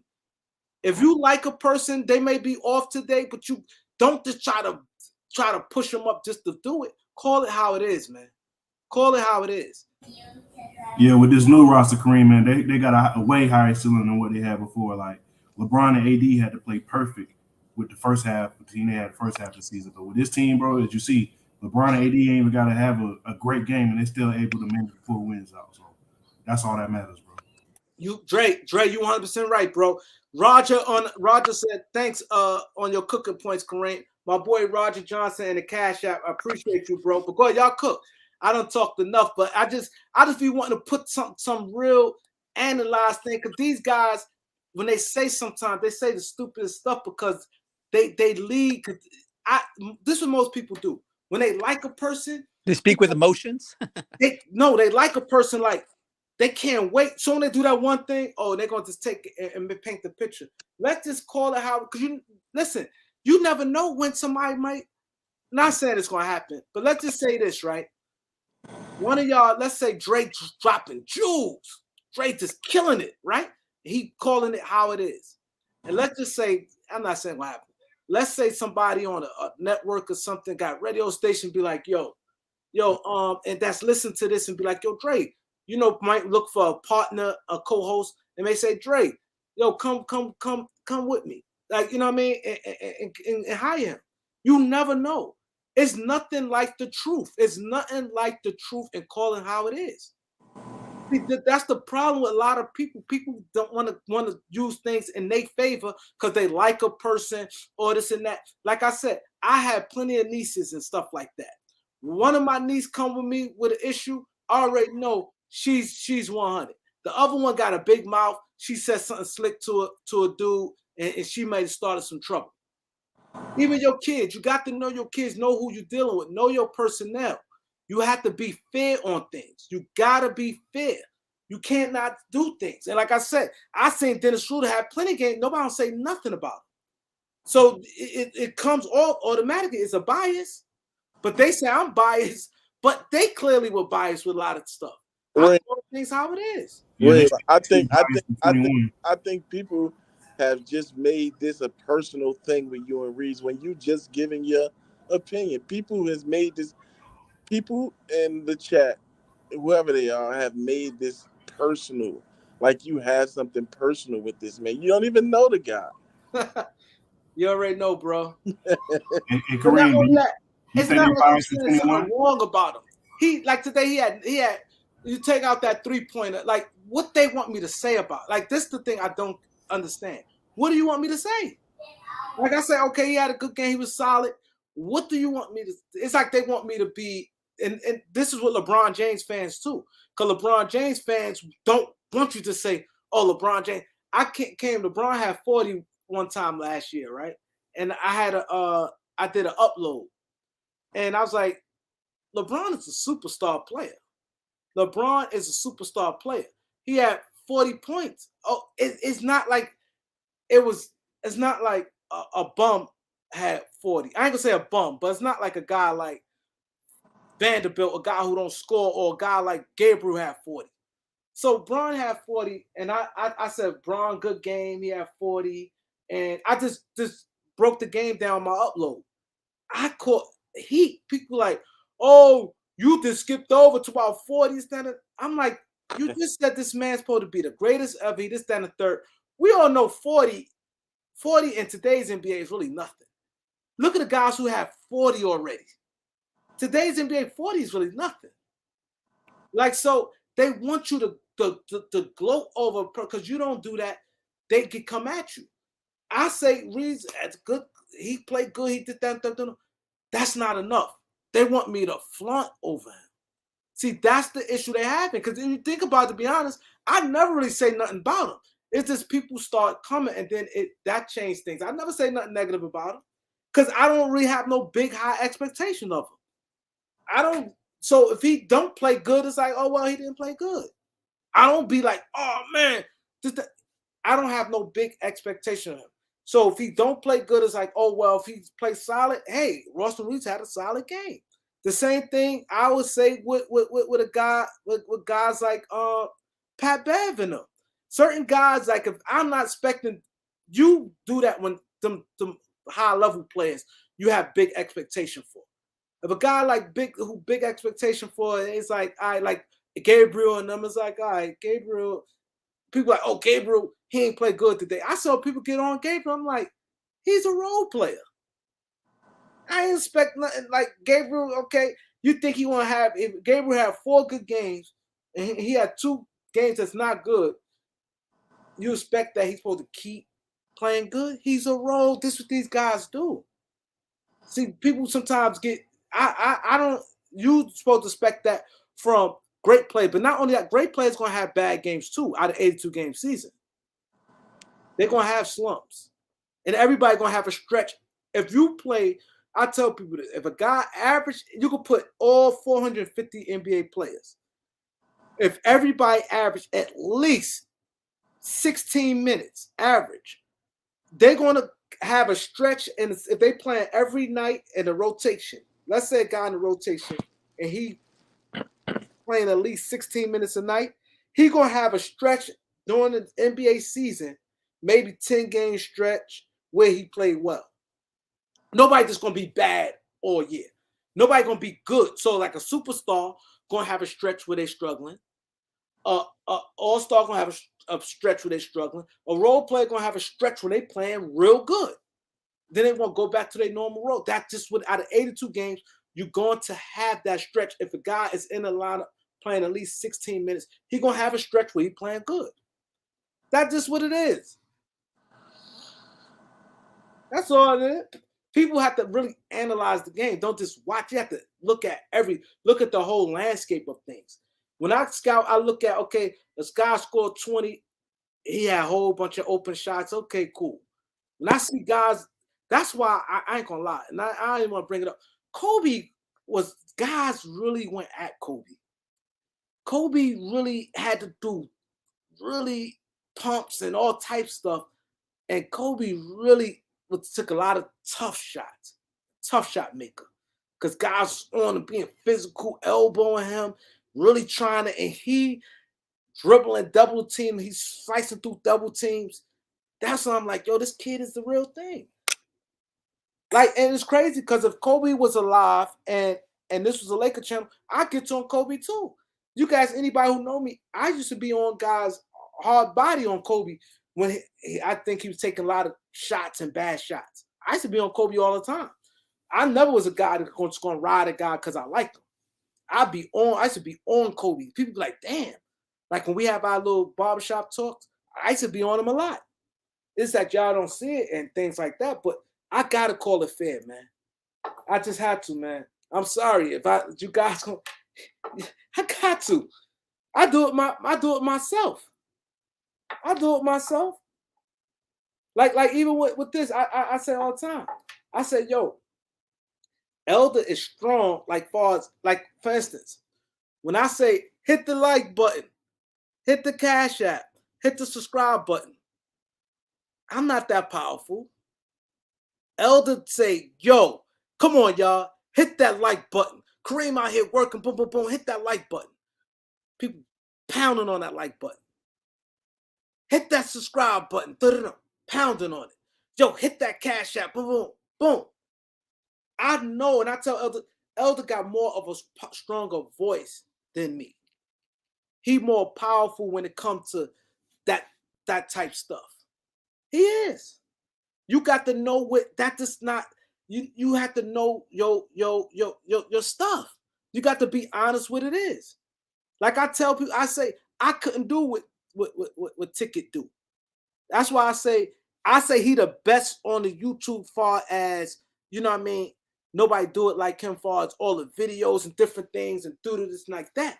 I ain't saying knowledge-wise. I think ain't nobody really rocking with me because my scout game is crazy and my GM game is crazy, but I'm always somewhere. My mom be like, yo, I'm paying that. I'm always moving.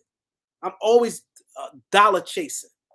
So I know my strength and weakness. I'm calling it how it is. I'm not. I tell y'all all the time. I'm not computer savvy. I be like, yo, one of y'all help me, man. Yo, want somebody help me, man? How I do this? I don't know how to edit. Yo, somebody how to do this shit here. I know I'm not computer savvy. I got to be fair with myself. I know my strengths. I'm not gonna sit here and start touching buttons and fuck my channel up. So I'm asking one of y'all, yo, how I do this? My boy Knowledge, look, my boy Knowledge, he helps me out sometimes. We had Planet Randy help me out. A lot of people, yo, Kareem, boom, boom, boom, boom. I'm not trying to touch no buttons and mess this channel up. I know, I don't. I ain't gonna pretend to have some YouTube guru. I know my strengths and weakness. And that's just, I'm be real with myself. That's all. I just gotta be real with myself and real with others. That's just what it is with me, man. I'm not gonna be here trying to fake like something I'm not. This, that, and boom, boom, boom. I gotta be real. I got to be real. And I say things, and I'm never gonna come a mean spirit because I've been through so much in life, man.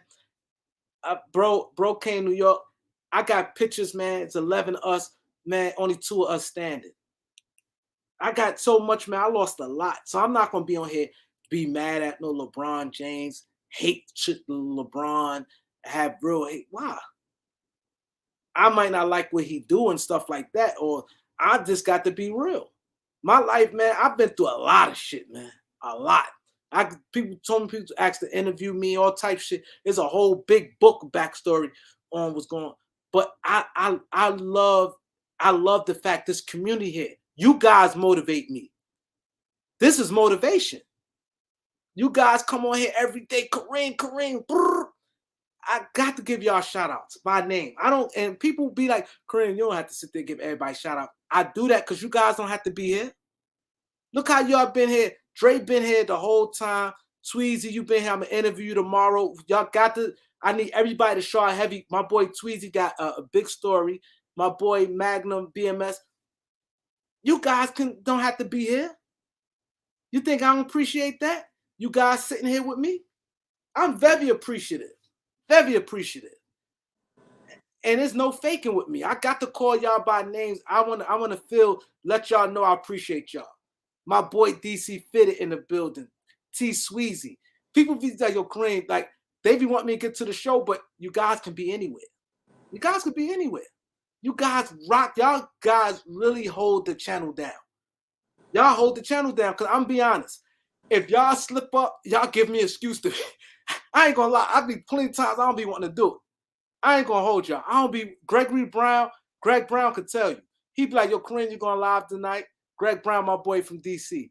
I be tired, yo, my family. I be running my homies. I be starting to do shit Friday and Saturdays that I never done in history. But a lot of guys, y'all be the minute y'all slack, I be okay. Now I can do what I need to do. Y'all really hold me down, man. Y'all hold me down to the point where I'm like, I got to do it, man. I know they want to talk about the Lakers. Come on. I be ready to go. Because I look at the time I've been locked up, I like going outside. I'm an outside person. I don't be in the house.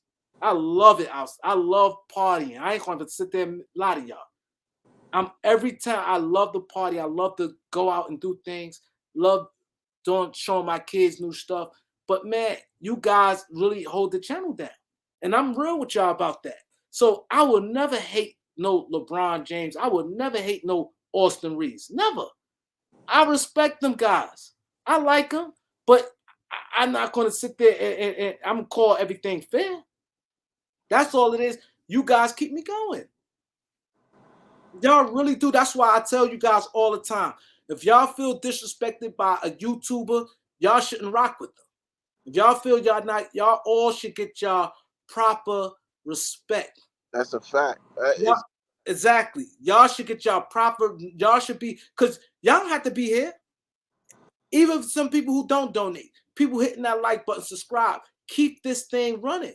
Y'all keep my channel and other channels running. Don't ever let nobody make y'all feel short. somebody don't appreciate y'all, because a lot of people do when they get their subscriber counts get up. They know what they tell you. Let me tell y'all this. I got one of the smallest channels. I got the most wrenches, right? And not only that, right? Y'all don't see me block. I don't block nobody. People be disrespectful to me. I don't block nobody. And not only that, y'all don't hear me tell people, oh, well, don't come back here then. Get off the channel. Get out of here. Y'all never, not one time told me to tell nobody, don't come back. I'm super nice to these people. I don't do none of that. See, because most people do that when their channels get up. When you disagree with them, they feel they don't need you. Well, you can leave, more subscribers gonna come. They talk greasy to people. I ain't gonna talk greasy to y'all. Never gonna do that. I ain't gonna never talk greasy. We locked in. We family. So now what I'm about to do, right? I'm gonna let you guys really hold down the channel and talk, because I do got to make a quick run. So anybody want to come up now, because I'll make a quick run. I just need you guys to talk some good basketball. I got to make a quick run. I got some stuff I need to handle. So I need you guys. I'll be a few minutes. Anybody want to come up now, because I ain't going to be able to let nobody up. Show your face. And we got Magnum, King Tweezy, Dre, and whoever else want to come up. Show your face, man. And I'll let you up. And y'all hold the thing down for a few minutes. Y'all got a few minutes. First, y'all can hold it down for a little while. Y'all have to go. I mean, I ain't got nothing to do. I'm on for Yeah, I got you, Reem. You know I got you, bro. All right. So we got Top Flight, my boy Top Flight. He want the red wine. We got King Tweezy. We got Magnum BSM. We got Drake Jones. We got King Sweezy. These guys know basketball, y'all. They can hold it down.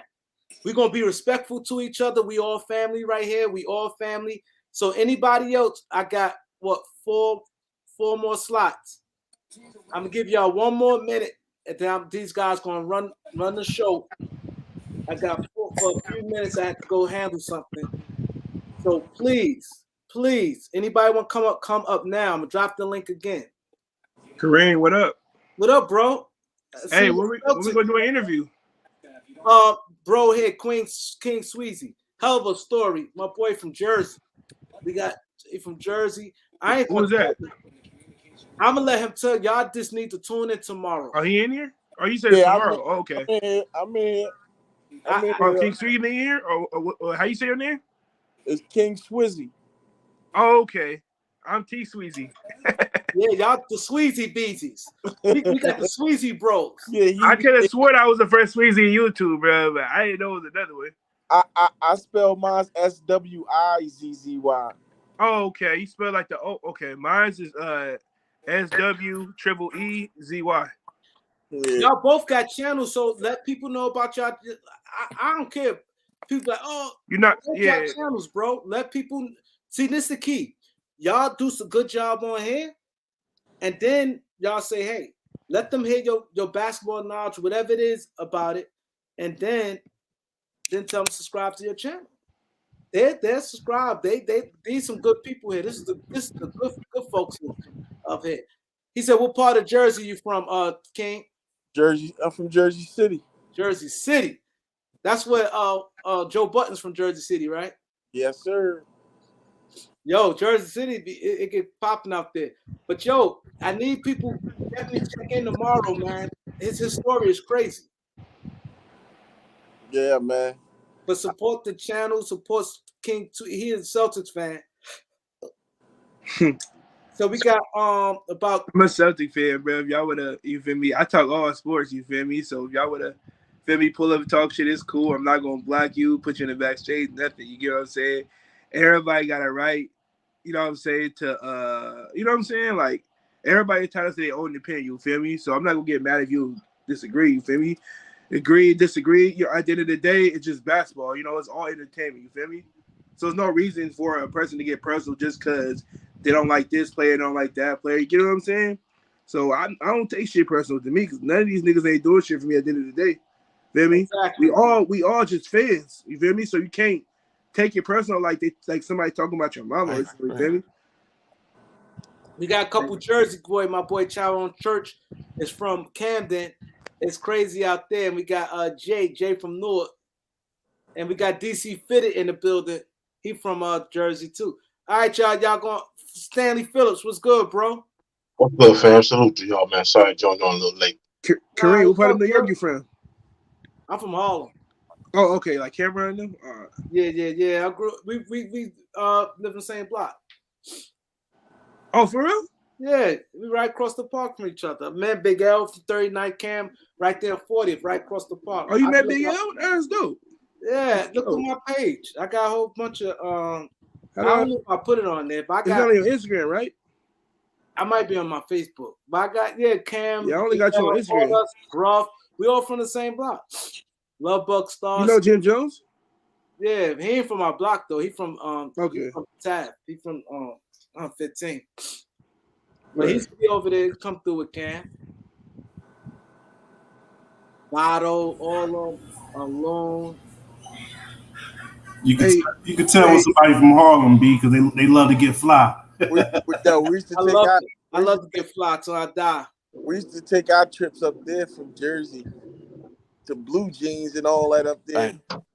That's definitely where you go at to get when you want to fly. Hell yeah, you get your whole outfit from there. Word up. No doubt. I got roots in Trenton, New Jersey, or Olden Avenue and around that way. Trenton High. My mom and pops was there, and I still got kinfolk there, but I'm originally from New Haven, Connecticut. Oh, New Haven. Okay. No New Haven. I was locked up a couple people in New Haven. Yeah. New Haven is up there. It's like, y'all probably like an hour and a half from us.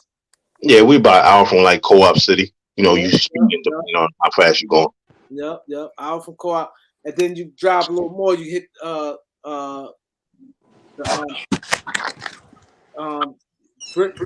y'all past Bridgeport. Yeah, Bridgeport before. Bridgeport right after Norwalk and Greenwich and all that. Yep. Greenwich. Yep. Norwalk is right there. Yep. I went a couple of times. I went to show in Norwalk. They asked me to put some money up. And it's like, yo, man, I want to make some money. He didn't really make no money, but he made enough to give my money back. But I was like, yo, I couldn't really invest in it. But the comedy shows is all right. He had up there. Sure. Yeah, it's still up there. You still got Waterbury, Connecticut, kind of ill. They got Mohegan Sun now, the big casino there. So they be doing their thing. Yeah, y'all hold it down, bro. Everybody watch the guys cook, man. Go cook. Hey, Kareem, when you done, tap back in with me on Instagram. Yeah, I would. I'm coming back. I just have to hold it down for 10 minutes. That's good. Hey, King Sweezy, right? Sweezy, yeah, it was good. For sure. Yeah. Put your channel in the private chat. I'm gonna support your channel or whatever. And I also got a channel too. I'm a subscribe. Where the private chat is where you just hit the chat and then put it in there. Yeah, that's basically meaning the people that's on stream are only they can see it. Oh, okay, I got you.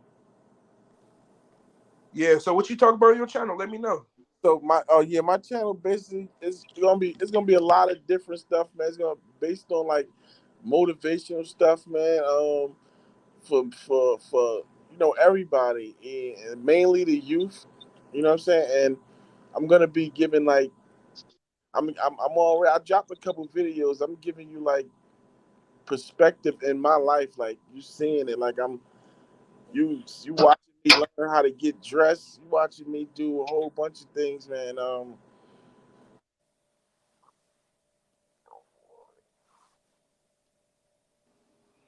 Hey, you stopped talking. What happened? People. Yeah, I think he went out, bro. Yeah, Mike went out of his headset. I'm back. Y'all hear me now? Something about getting dressed. Yeah, we hear you, bro. We hear you. Yeah. I'm gonna be I'm giving y'all basically a perspective in my life of how my life goes, being in a wheelchair. Let people know that just because you're in a wheelchair, your life ain't over, man. And I'm gonna be also bringing people up to that survived being shot and paralyzed. I got a lot of friends that's in the same situation. Oh, you got shot? Wait. You was born like that, or you got shot or whatever? No, I got shot. Okay. No, my two uncles, they was in the wheelchair.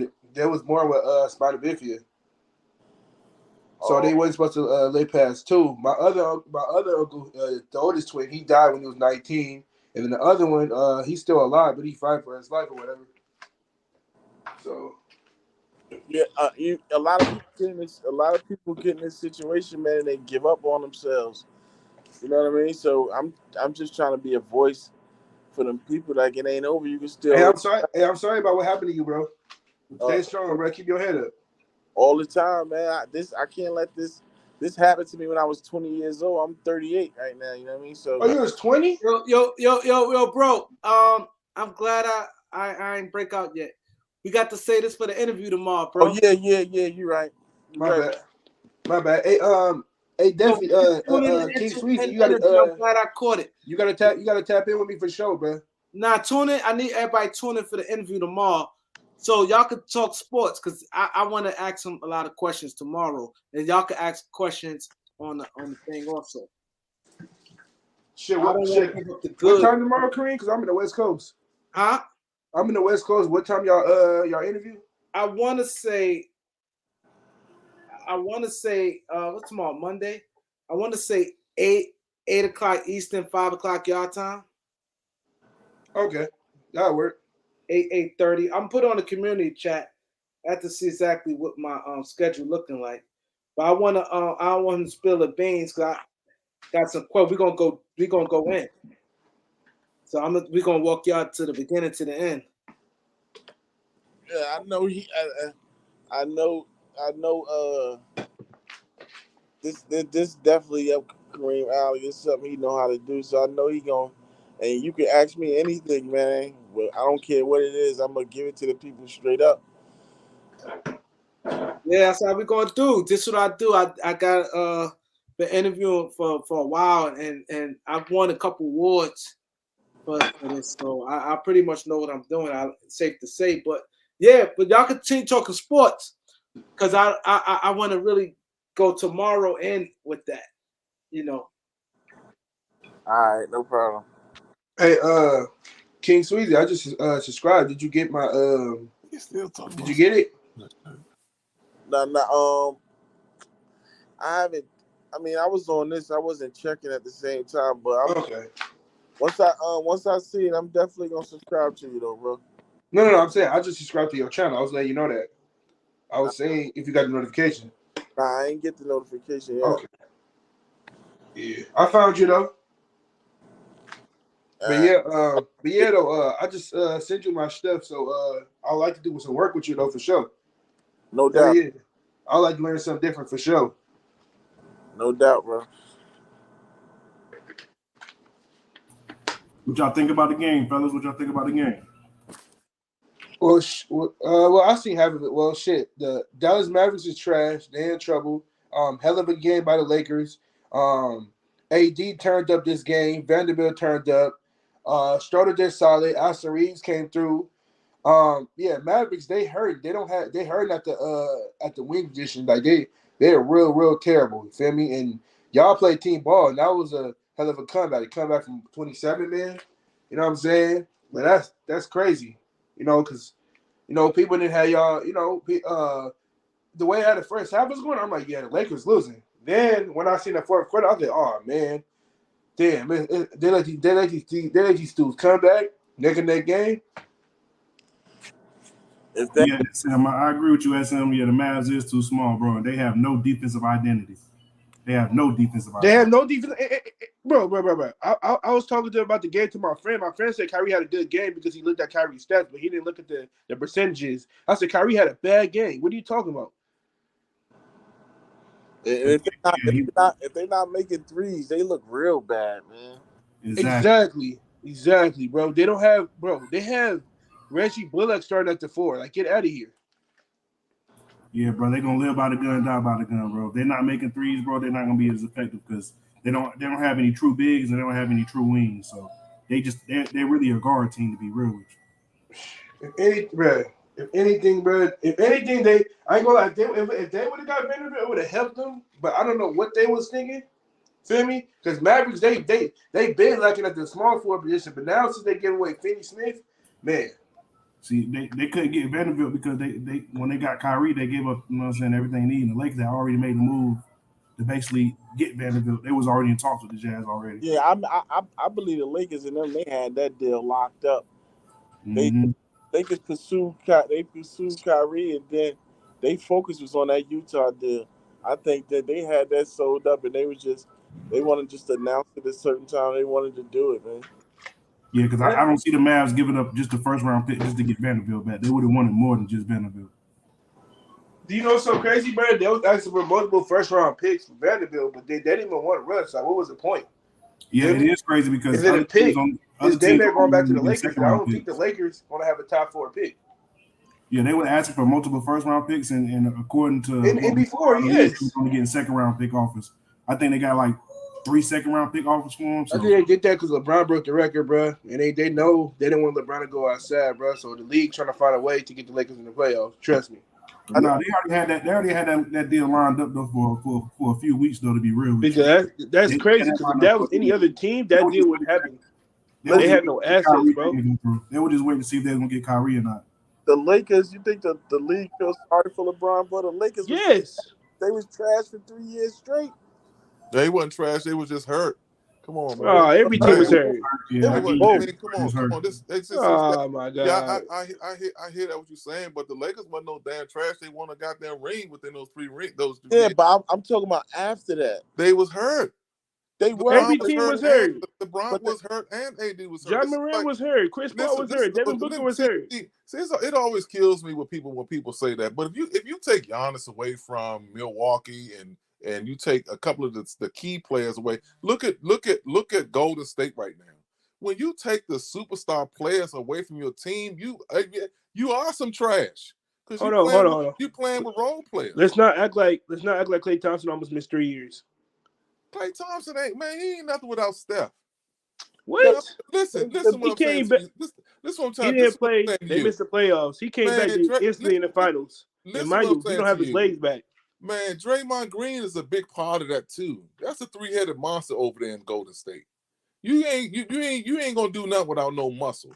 If you don't have no muscle on your team, you're gonna be short.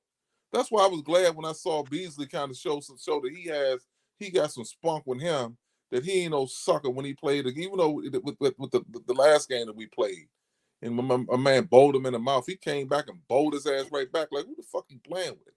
And you need that type of muscle on your team. That's what Draymond Green. That's what I'm trying to tell you something. Watching that first half of the game, the Lakers look soft. Everybody can talk about a good win and all this other stuff about how they played, but I'm gonna be a realist about it. I'm the old head in the room, and I'll tell you this: is that it took them to get punched in the mouth before they started to play, because every game that we play now is a playoff game. That's how they got to come out and play. They got to play 3/4 of playoff, 3/4 of playoff basketball in order if we want to get to that 6th seed. Because now we done moved up to the 11th spot, and then probably by next week we're gonna be tapping into the play-in. But if they keep playing like they playing, ain't nobody out there that can beat ain't a healthy ass. I'm trying to tell you, and this is not anybody around the league. Who would you take a healthy? If y'all so good, why y'all the 13th seed? Because of the way that the season started off. Did you watch the games, or are you even watching the game? Y'all garbage. Do you know? They're not no garbage now with all the moves that they made. Let me ask you something else. How many? Let me ask you. Did you watch that Boston game when they just disrespected the King? When he came down and my man. You just called him the king. Here we go. Listen, this is what I'm trying to tell you. I'm 52 years old. I've been watching basketball for a long time. Jordan had. I'm a Celtic fan, dude. Listen, what I'm trying to tell you something good. Jordan had to win my approval. But once that's the name they gave him. I ain't name him that. I'm just saying that's what they call him. Call the man what they call him. Chosen one. Listen what I'm trying to tell you. You know what I'm saying? You're not gonna call Money Mayweather? Let me ask you a question. Go ahead. So when John McGrant missed damn near 40 games, how did Memphis end up being the 2 seed? Say that again. And when John Morant missed damn near 40 games and Jaren Jackson missed all those games last year, how the hell Memphis was the 2 seed? Memphis got a good team. Y'all had a good team too. Memphis. Y'all had 5 Hall of Famers. Listen, 4 top 75 players. no, come on, man. Last year. But it's a difference. See, that's what I'm saying. Do you know basketball? How long has that team been together? Them players are playing together.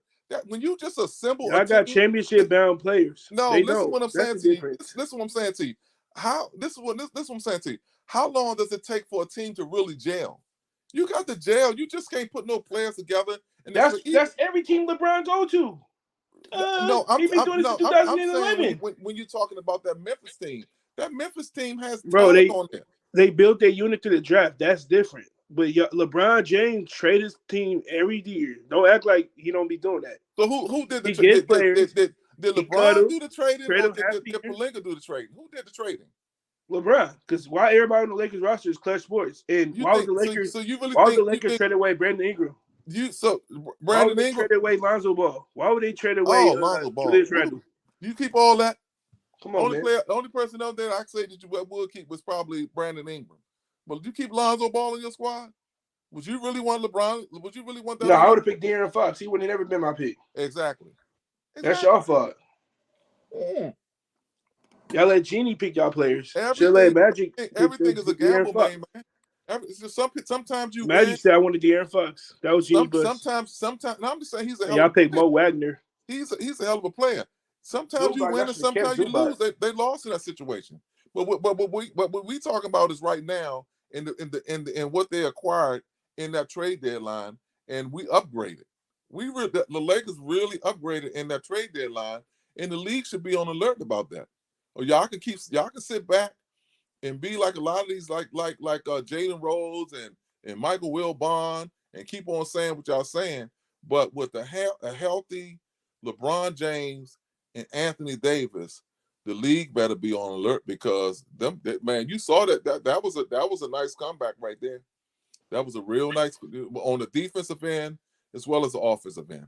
Man, y'all the 13th seed, man. Calm your ass down. We 11 now. We 11. We 11 now. What Portland at?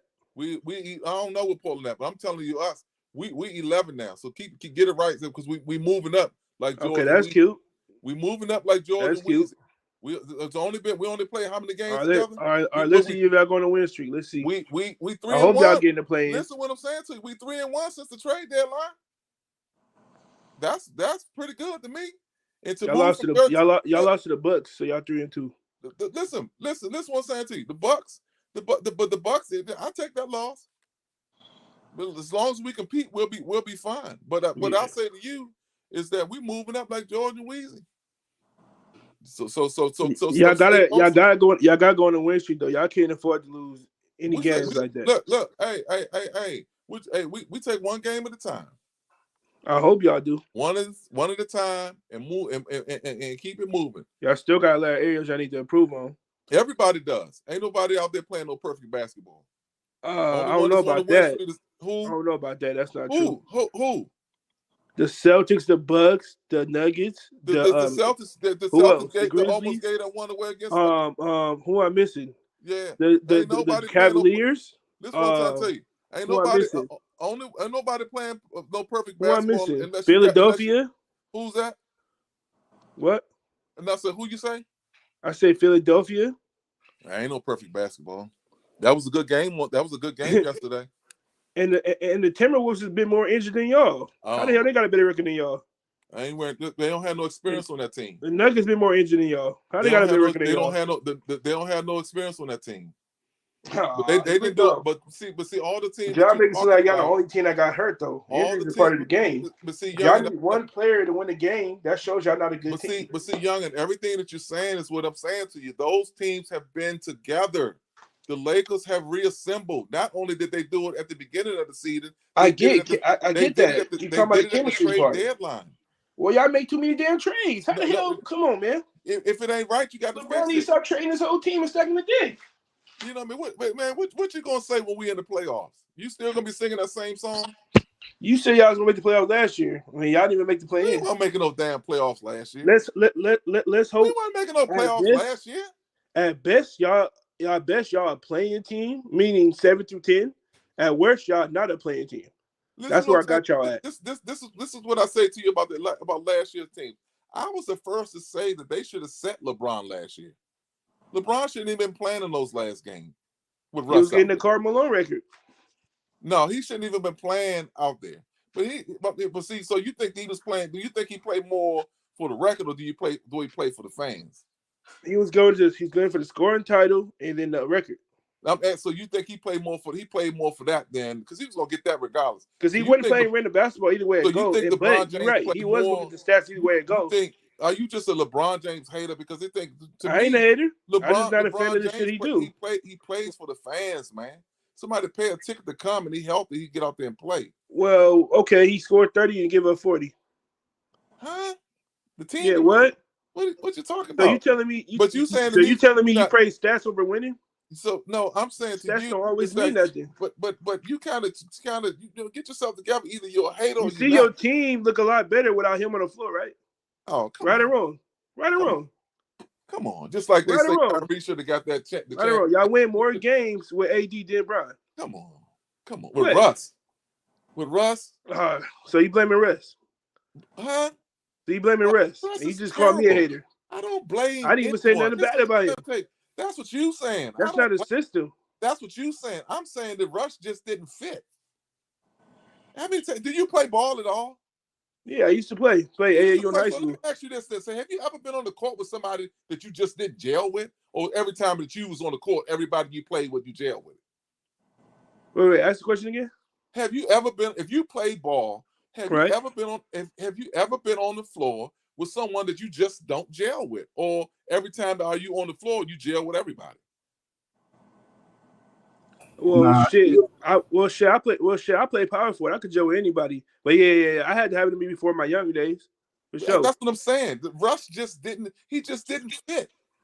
And if you watch basketball, even though if you watch the team when they first started off, when he went to the bench, it was almost like a storybook thing. Like, okay, this might work. But as the season went on, you could see him slowly resorting back to the old Russ. You saw that he just didn't fit. He might fit better with the Clippers.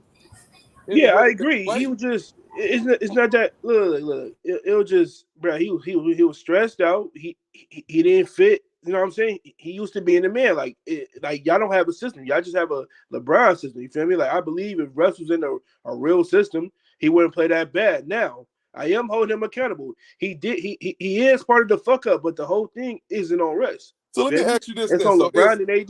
Let me ask you this then. So of course, they all get partial blame. Is the LeBron superstars. Is the LeBron system a bad system? Yes. How when you why every time a young player is in the LeBron system, they get better on another team? Why is that? You've been a 10 LeBron system is not. You can't say it's a bad system when he won 4 championships out that system. Thank you. With super teams. Right. No, he only won 1 super team. That was Miami. Cleveland wasn't. Cleveland wasn't a super team, and LA wasn't a super team. Hold on. Was K-Love not a multi-time All-Star? Hell no. Bro, he was All-Star, bro. He wasn't a superstar. He wasn't. You guys got to stop saying super team. Was Kyrie not a top 5 point guard? Kyrie was all right at the time. Kyrie was okay. Kyrie was not a superstar yet, bro. K-Love. What you mean? He was already an All-Star. Kyrie was not a superstar yet, bro. He was already an All-Star. There was a lottery team bro. There were a lot of. He played in 3 finals. Tell him, man. There was a he lot. Played in 3 finals. He didn't play that yet last year. Bro. Yes, he was. He was a top 5 point guard. What are you talking about? That was a lottery team for LeBron came. It don't matter, bro. He was a second year player. But that doesn't matter. The man got 4 championships. I just got off the phone with one of my friends, and I say, why y'all don't complain about Charles Barkley? Why you don't complain about Reggie Miller? All the guys that's supposed to be the great, and they ain't got no championship. Y'all got to stop doing that. Y'all did the same thing with Kobe B. Bryant. Y'all called him a rapist. Y'all was hating on him, and that dude was a lion. Only reason why y'all nice to him now because he passed away. Y'all do the 2 players y'all hate is Kobe Bryant and LeBron James. You guys got to stop it, man. Yeah, but bro, like stop it. Stop it. That's what I'm saying, though, bro. I don't know what you're talking about. Right. So do you consider? I don't hate nobody. I'm just not a fan of what he do. Bro, do you consider the Suns? I don't like the GM shit he be doing, but I respect his game though. Bro, do you consider the Suns a super team? No. Right. Chris Paul is past his prime, and KD Devin Booker is still a superstar. And how was the Because Cleveland you don't Cavaliers? want to get KD that smoke. But see, that's the Yeah. whole. I just said KD's a superstar. I just said that. How was the Cleveland Bro, Cavaliers a super team? CP3 is a role player. What are you talking about? Miami was his only super team, bro. Did you see CP3 lately? Did you see how he played last year? Come on, man.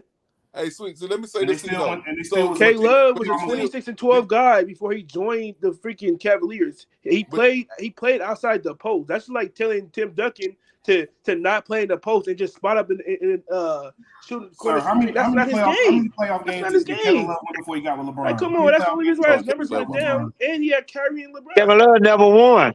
Bro, how many don't playoffs matter though, bro. It does matter. It's like you never win, and then you finally get one of the best players, and you finally win. That don't make sense, bro. Bro, AD was the best power forward. He ain't won. So what's the point?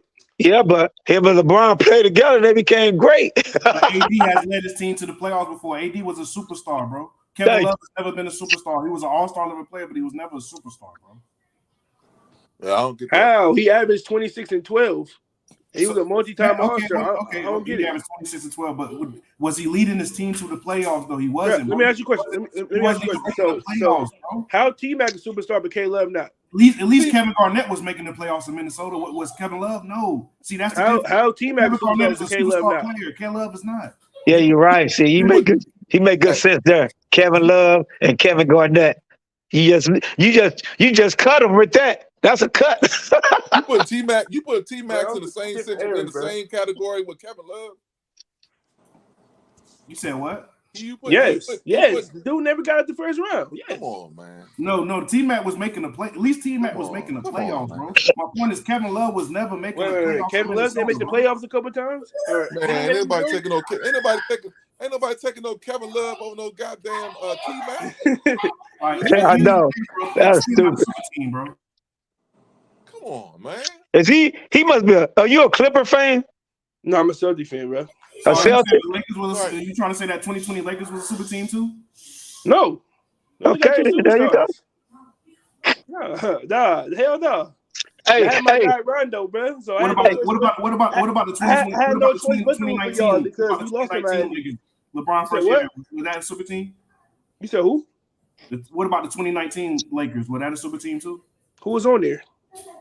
He had Brandon Ingram, Kyle Kuzma, Lonzo Ball. First of all, them dudes was role players at that point. Second of all, they were young players, you know what I'm saying, still learning. Nah. I'm saying, but LeBron could have won with that team, though. I just didn't like how he traded Zubac and all of them, bro. Like, he should have gave them another year, bro. But I bet you was good.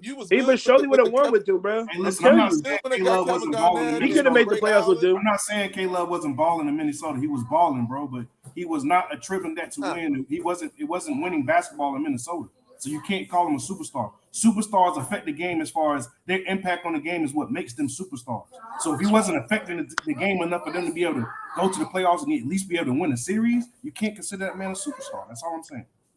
Okay, fuck it. A superstar. A superstar like it's like LeBron.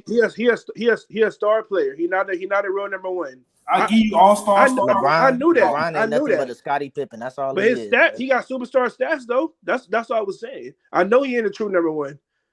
You know what I mean? I look at Love as a number two. And that's why you can't compare him to T-Mac, because at least T-Mac was a true number one. You get what I'm saying? Like, it's different levels to it, bro. It's different levels to it. Yeah. T-Mac was a beast. You win a championship. If you put the right pieces around T-Mac, you might have a chance to win the championship. That's all I'm saying. Man, we talking to a Celtics fan, man. I bet he was. I'm objective, bro. I'm a fan of the game, bro. Ain't nobody. Hey, I'm a Lakers fan. But the Celtics lost me money. I'll never bet on them again. Them niggas choked to a small ass Golden State team. Fuck them. Okay, you bet it. I bet you were good when they got Ray Allen and Paul Pierce and what's time out. First of all, let me ask you a question. Was they in the middle of their prime or was they late in their prime? Regardless, it was still a super team to beat LeBron. Oh, it was just to beat LeBron. He ain't won shit. What are you talking about? We was 24 and 58. What does LeBron have to do with that? LeBron they made the playoffs to his third year. Do you know basketball? He didn't win shit. Or you just watch. What is LeBron? They put that team together. First of all, First of all, we couldn't beat the Pistons. We couldn't beat the Sixers on pace. What are you talking about? What does LeBron have to do anything? He didn't make a playoff for the first 2 years. Together to beat LeBron. That makes no sense. He ain't won shit. Do you know basketball? I keep saying LeBron. Stop going off of what other people are saying. You going off other people's narratives. If you don't know that factor, add context, bro. What are you talking about? If you don't know that factor right there, they put that team together because they wanted to beat LeBron. That's why LeBron ain't won shit. What are you talking about? He was winning Eastern Conference Finals. Oh my god. Listen, oh my god. Listen, that was the reason that they bro. He made the finals in what, year 4 or 5? What year was that? Did Boston make the playoffs that time? Bro, Boston, LeBron is not the reason why we went 24 and 58. That's done. Boston, listen, Boston couldn't get. Pierce is finna go to Dallas, bro. Daddy A's put up to the side and said, "What you want me to do? I'll get you some else. Do not leave." Because Paul Pierce's agent was already talking to the Mavericks because he was on an expiring deal. So then him and Danny Ainge talking. Paul Pierce like, "Okay, I'm gonna stay." Danny Ainge like, "I'm gonna get you some help. I'm gonna go get you KG." Feel me? Yeah. Then boom, he got him Ray, and then that's what made Paul Pierce sign a contract with the Celtics because he ain't had no help. Feel me? Antoine Walker and Al Jefferson was his best teammate, bro. But it works for Boston. He had a garbage team. He was a great player, but he wasn't really winning. But it works for Boston, but it doesn't work for LeBron when he needs help. I know, that's crazy. They be hating on that man. I never heard it. First of all, let me ask you this, my man. How many years is KG playing the Celtics? 7 years, right? That don't make a difference. How many prime years do we have in KG? That doesn't make a difference with your argument. I'm saying to you, if KG didn't get hurt, would the Lakers have beaten us? Yes or no? If LeBron wants to make a trade, it's a problem. But if Boston wants to do it, it's okay. Yeah, we don't make super trades. That was a super team. But that trade has nothing. Bro, that has nothing to do with LeBron though. But Boston couldn't. Man, I never had. That's like me saying, "Oh, Gary Payton and Karl Malone, that's a super team." What? With Shaq and Kobe? I never do that too. We talk about Boston. Play that game. We talk about Boston. We all traded for Steve Nash and Dwight Howard. But that was different. See what I mean? Was they past their prime? Yes or no? Listen what I'm saying to you though. See? We talking about. Hey, listen what I'm saying to you though. We talking about when free agency kind of changed because they didn't have that ability that they have now. I'm saying to you that people always want to give LeBron flack about the Miami thing, but Boston was the first one to do it when they acquired Kevin Garnett and Ray Allen. Facts. It's not true, bro. I was saying the first to do it. The Lakers had a GP and Karl Malone. Facts. Super teams didn't start. The Lakers added. Hold on, it's not a super team that they passed their prime. Super teams started with. They was at the end of their. They was at the tail end of their prime, man. Right. Come on, man. I'm saying super teams really started when free agency changed. It doesn't make a difference that they were older, bro. It doesn't make a difference. They still did it first and then blame it on LeBron. Right. No. What about when the Lakers got GP and Karl Malone? They were old. Exactly. KG was old as shit too. Oh, come on, man. KG went up, man. KG went old. 32, 33. Man, KG been at least what, 94? That's the only team that ever lose in the finals to a team without a top 75 player on it. You said who? That Lakers team, that 04 Lakers team you're talking about, they lost to a team with no top 75 player on it. Oh, for real? Talking about Detroit? When Detroit beat them? Detroit has no top 75 players on that team. Right. Seriously? Right. Seriously. Right. Wow, that's bullshit. I didn't know that. That Detroit team was a beast. That Detroit team had hella D. But y'all gotta remember, man, the Lakers with Magic and them was a super team. Bird and them had super teams, bro. Yeah. Man, they had super teams all over back then. Back then, every year. When you look at those, Philly had a super team, like those teams. Yeah. Stacked, wait. Hey, Dick, I remember when Houston tried to make a super team in the '90s with Pippen and guess what happened? Hey, Rajuan and them. Hey, family, guess what? And they cheated for Boston because my favorite player, Len Bias, how the hell he get drafted by Boston? What the hell did Boston get him? Right. Yeah, how did we get him? I wasn't even born yet. Yeah. I'm like, man, if he would have died, Boston probably had about 5 more championships, man. Yeah. Hey, MJ. MJ and C, that's the thing that I say about a lot of people don't know about that because I'm from the DMV.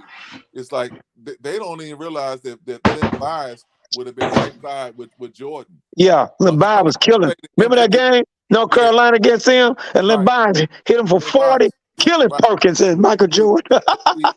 and people don't realize that Len Bias was LeBron right there. That could shoot. That could shoot. And he was a true 6'8", and he was about a good 225, 230. And had hella hops. He had hops like crazy. But see, people don't even know about that if you don't know about the history. That was my favorite player. Len Bias.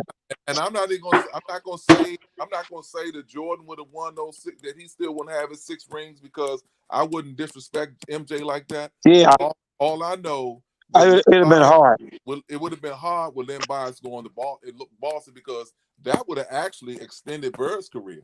Sure would have. Yeah, they got that. But a lot of people don't even know about Len Bias, man. Hey, family, did you see what they got when they drafted him? Did you see how Bird was so happy? Bird and all of them, they were happy. Hey, how did Bird get that back injury?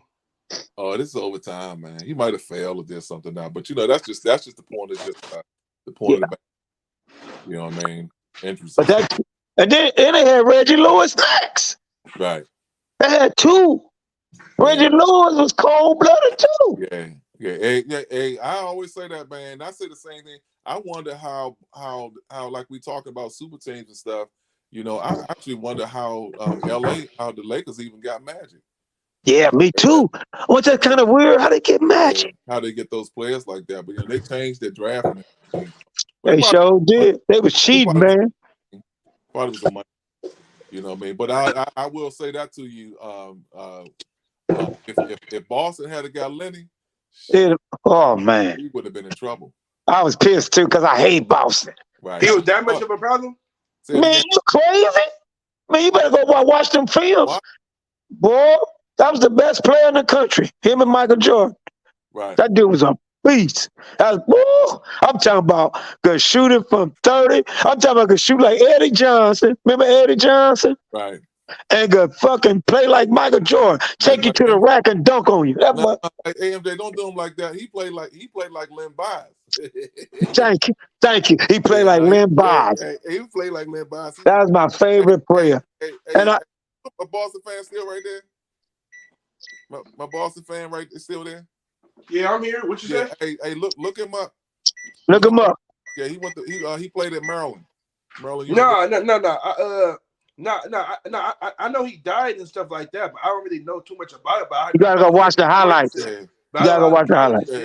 He's cold-blooded, man. He was the best. That's the thing that I said to the two. So he was better than Jordan, or the same level? No, they're on the same level. He just would have been a rivalry. You know what I'm saying? Yeah. Yeah, because they both would have been the Eastern Conference battling out. Yeah. Right. Boston would have beat him. You always need somebody. You always need someone to push you. And I just think that, not that MJ didn't have that when he played through Detroit, but at the same time, I just say that you need somebody that's on that plateau, man. But dude. Yeah, Len Bias was a monster. I'm like, let me get Len Bias. I was so mad, and the Celtics get by. I was like, right. I was so pissed at my favorite player. I did not want him to go to Boston. Boy, the Boston would have won about 3 or 4 more championships. No doubt. Yeah, that jumper was nice. That nigga had a sweet jumper, man. That nigga would hit your ass from 30, take you to the rack. Those games, he had an all-around game, bro. Right. And when a person got a game like that and play basic basketball without making turnovers, man, you can't stop him. Yeah, check him out. He embarrassed North Carolina. Remember Perkins' name? He killed Perkins and all them. Yeah, but MJ, what you think? What you think about the game today, though, man? Oh man, that game was beautiful. I say, and they played with pitiful. And then remember that game we played against Portland, but we could never get over the hump. We kept trying to come back, but they just kept hitting threes, and threes was lucky and shit. I said, them lucky fucks. And then I thought the same thing was gonna happen. And I said, we get it down, and we could get down to 16 or 18. Then we got down to 14. I said, okay, we got a chance now. Right. And then they stopped missing them threes. And then the Lakers kept going down low. See, and I'm telling everybody, I told my friend, if LeBron James play Phil Jackson, offense, with him Anthony Davis down low, they'll go undefeated. Won't nobody never beat him. Because LeBron gonna foul you out and he's gonna keep scoring. Can't nobody stop him down low. Oh no, that was crazy. Can't nobody stop him. He gonna get a layup every time. That's why I wish he stay. Stay there, LeBron. Don't shoot 10 threes. Just stay there. You could kill him. No, You know what I'm MJC, but see, MJC, I think that's where they are at this point, and that's what I keep saying. You know what I mean? They just the Lakers are getting ready to go into that playoff mode. Yes. And if you come in, but that's I was very disappointed in the first half because it was like it's almost like we needed to be punched in the mouth. It was like I don't know where that kind of that contact or whatever it was. It was one play in the game where it was like we got punched in the mouth and everybody kind of woke up. Oh, woke up when Reeves got hit. Right, yeah. Right. And then once they woke up, it was like a different team, man. Cause they was talking smack. They started showing off, and Reeves got that energy. Right. And then Vanderbilt started killing them. Right. Vanderbilt is like a Dennis Rodman that could shoot. I say he like James. Trevor Reaver. Remember James Posey, who played with the Heat, and then he played with Boston for a minute. But James Posey played the same way. He was just an animal on both ends of the court. And see, I'm glad they keep calling him a defensive player, because that defensive player ended up with like 17 points. And 17. He knocked in a 3-ball.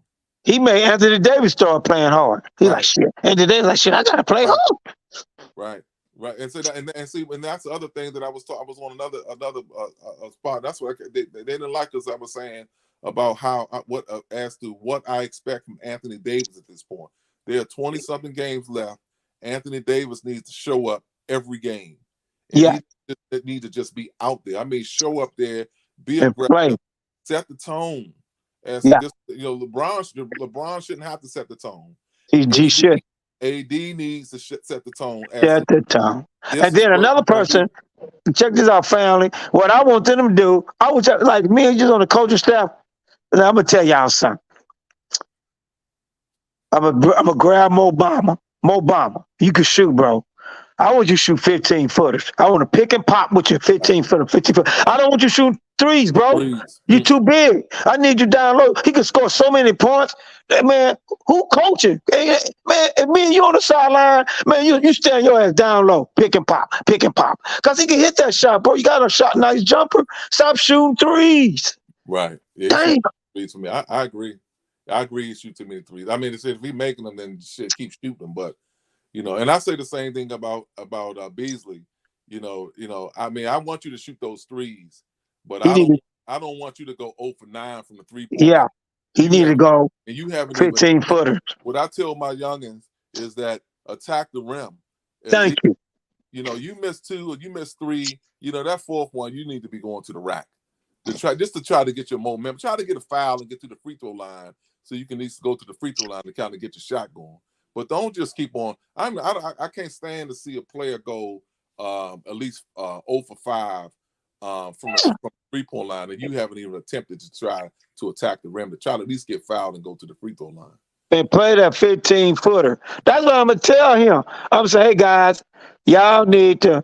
If he practice, people don't understand. That's what made Kobe so deadly and Michael Jordan. That 15-footer game, and that's where your boy, the guy from Phoenix, that's why he tried to play. He played just like them. He tried to get that 15-footer, and then next thing you know, he started making threes. You in the rhythm.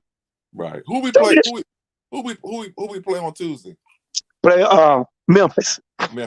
So that's what I'm looking for AD to come out aggressive in that one. Yeah, because the one guy always try to punk him. Yeah. But the last game, he punked that guy. What's the big guy?